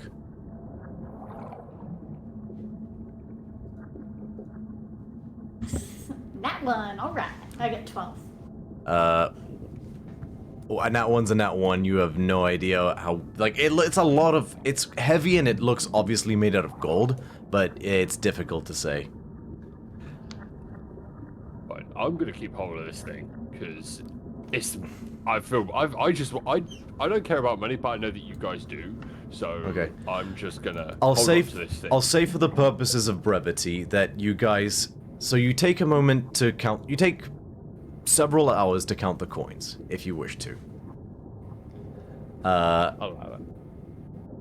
And at the end of it all, after you've piled them all into separate chests to take out of here, there are, of copper pieces, 123,000. Copper pieces. How much? 123,000 copper pieces. 1,000 I'll make, copper pieces. I'll make a note of all of this for everyone, don't worry. Which would be 1,230 gold. Jesus. Is it just copper though? 29,700 silver pieces. Can you Yeah. repeat that? That's right, I'm writing them down. 700 silver. Okay. Yeah, I've got them in the party fund box. And 9,500 gold pieces. Okay. The copper pieces are so heavy that I don't think we're going to be able to get those things out, and also that's going to be, like, the amount of effort it's going to take to get that out is... If you took all the copper pieces out, it'd still be less than the gold pieces and silver pieces. We should probably just focus on getting the silver and gold out. I can still carry like 100 pounds. Do we not I'm have pretty a bag of dense. I holding? can carry a lot. Say that again, Bithynia? Do we not have a bag of holding that we could put it into? Yes, you do. Oh, yes, good point. I do. There's a bag of holding thing. All right, I will. You guys I will have a regular bag of fill- holding as well, I think. Did you not buy one? I think it's just a bag of holding. The only thing I have is a bag of holding. I thought I bought one once upon a time, but I bought think a lot you- of things, so... Yeah, you I'll bought sign that. You for it. bought Couplet's collar as well. We'll need to remember to keep track of that. That's I'll weekend. pop it all, unless anyone objects, I'll pop it in the bag of holding then. I'll kind of like scoop it all up and say, I've got it all. Okay, between the bag of Wow, holding, we're running everyone's out of space in pockets and this. things like that, it's not terribly difficult to transport. I'm not going to make you guys belabor that shit necessarily, especially since I think a couple of you can summon things to help out in the situation, so you're good. You're able to get that into chests and Guys, we have enough. We have enough here just from this alone for a guild hall. Let me finish. Again, for the purposes of brevity, is I will say that you managed to get back to town, and you explain everything to the Maven. And he listens to you very carefully. And he's very concerned at all of this, and with his impeccable insight, he believes everything fully. I am a man of my word. He scribbles something, hands it to someone who's in the room, who takes it and goes off. At the moment, a chest will be prepared with 2,100 platinum pieces for the trouble. 3,100. 2,100 platinum pieces. And he takes one look at the scepter and says, about 1,000 gold. Yeah. Alright, Throw a bit of treasure your way. that works. Yeah, he presents you with another chest with about 2,100 platinum pieces on it. I write that. I'm writing that down. Whoever takes it can take it, but I'll write it down in the party fund now.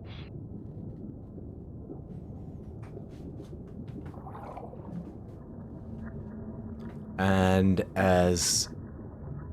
unless you guys wish to stay in Oxus for any reason, I will say that you load everything back onto the ship. Various hauls of cash as well. Oh, hang on, I forgot to turn off the water layer. And there we go, that's better. Windy Coast. And with your loot safely aboard, you cast off from Oxus, heading back to Meletis. A job well done. And the confidence that word will spread of this. I'm pissed. And that is where we're going to end tonight's session. A little bit longer than I anticipated. Definitely making it hail. Those cones are heavy. A little bit longer than anticipated. Thank you so much to my players for sticking it out. And thank you so much to everybody in the audience, both new and veteran. Welcome, welcome to DC30 D&D with an ancient Greek twist. We hope to see more of you guys. I'll reiterate again, if you like the ancient Greek D&D content we produce and you like a bit of Magical Academy stuff, i.e. Strixhaven, Ellie, well, thank you so much for the subscription, oh my god. Oh yeah, Sally. Oh, that's, I need to figure out the reward system a little better. I need to start giving tings for that. Rest assured it will not be forgotten, and I'll have to come up with something. Definitely, definitely. But yes, if you like Magical Academy content, a la Harry Potter or D&D Strixhaven to be precise, and you like the content we produce, tomorrow night I'm going to be running a special one-shot set in the Decatia, with a 19-year-old Bithynia in the middle of her schooling years, in a one-shot that is equal parts, fierce battle and sleuthing mystery to boot. So come check it out. That is at 5:30 GMT is the starting time for that, and it's going to have the likes of the illustrious Bomb Clancy or Rebecca as Bithynia once more, a younger Bithynia to be sure. Sammy ASMR, do check him out on YouTube and Twitch, on Twitch mainly on his D&D channel that he plays a player in, Roll Positive Gaming. He'll be playing a girl named Lizzie Lestrange on YouTube as well, both ASMR artists, and someone named Ray, who is the leader of Go Gaming Syndicate, do check him out as well, are going to be playing Bithynia's BFFs, her school best friends. Her Ron and Hermione, if you will, +1. Thank you so much to our audience, thank you so much to my players. We love you all, don't forget to like and subscribe, and have a good night. We are DC30. Bye. Bitch vampires. Bye. Aye.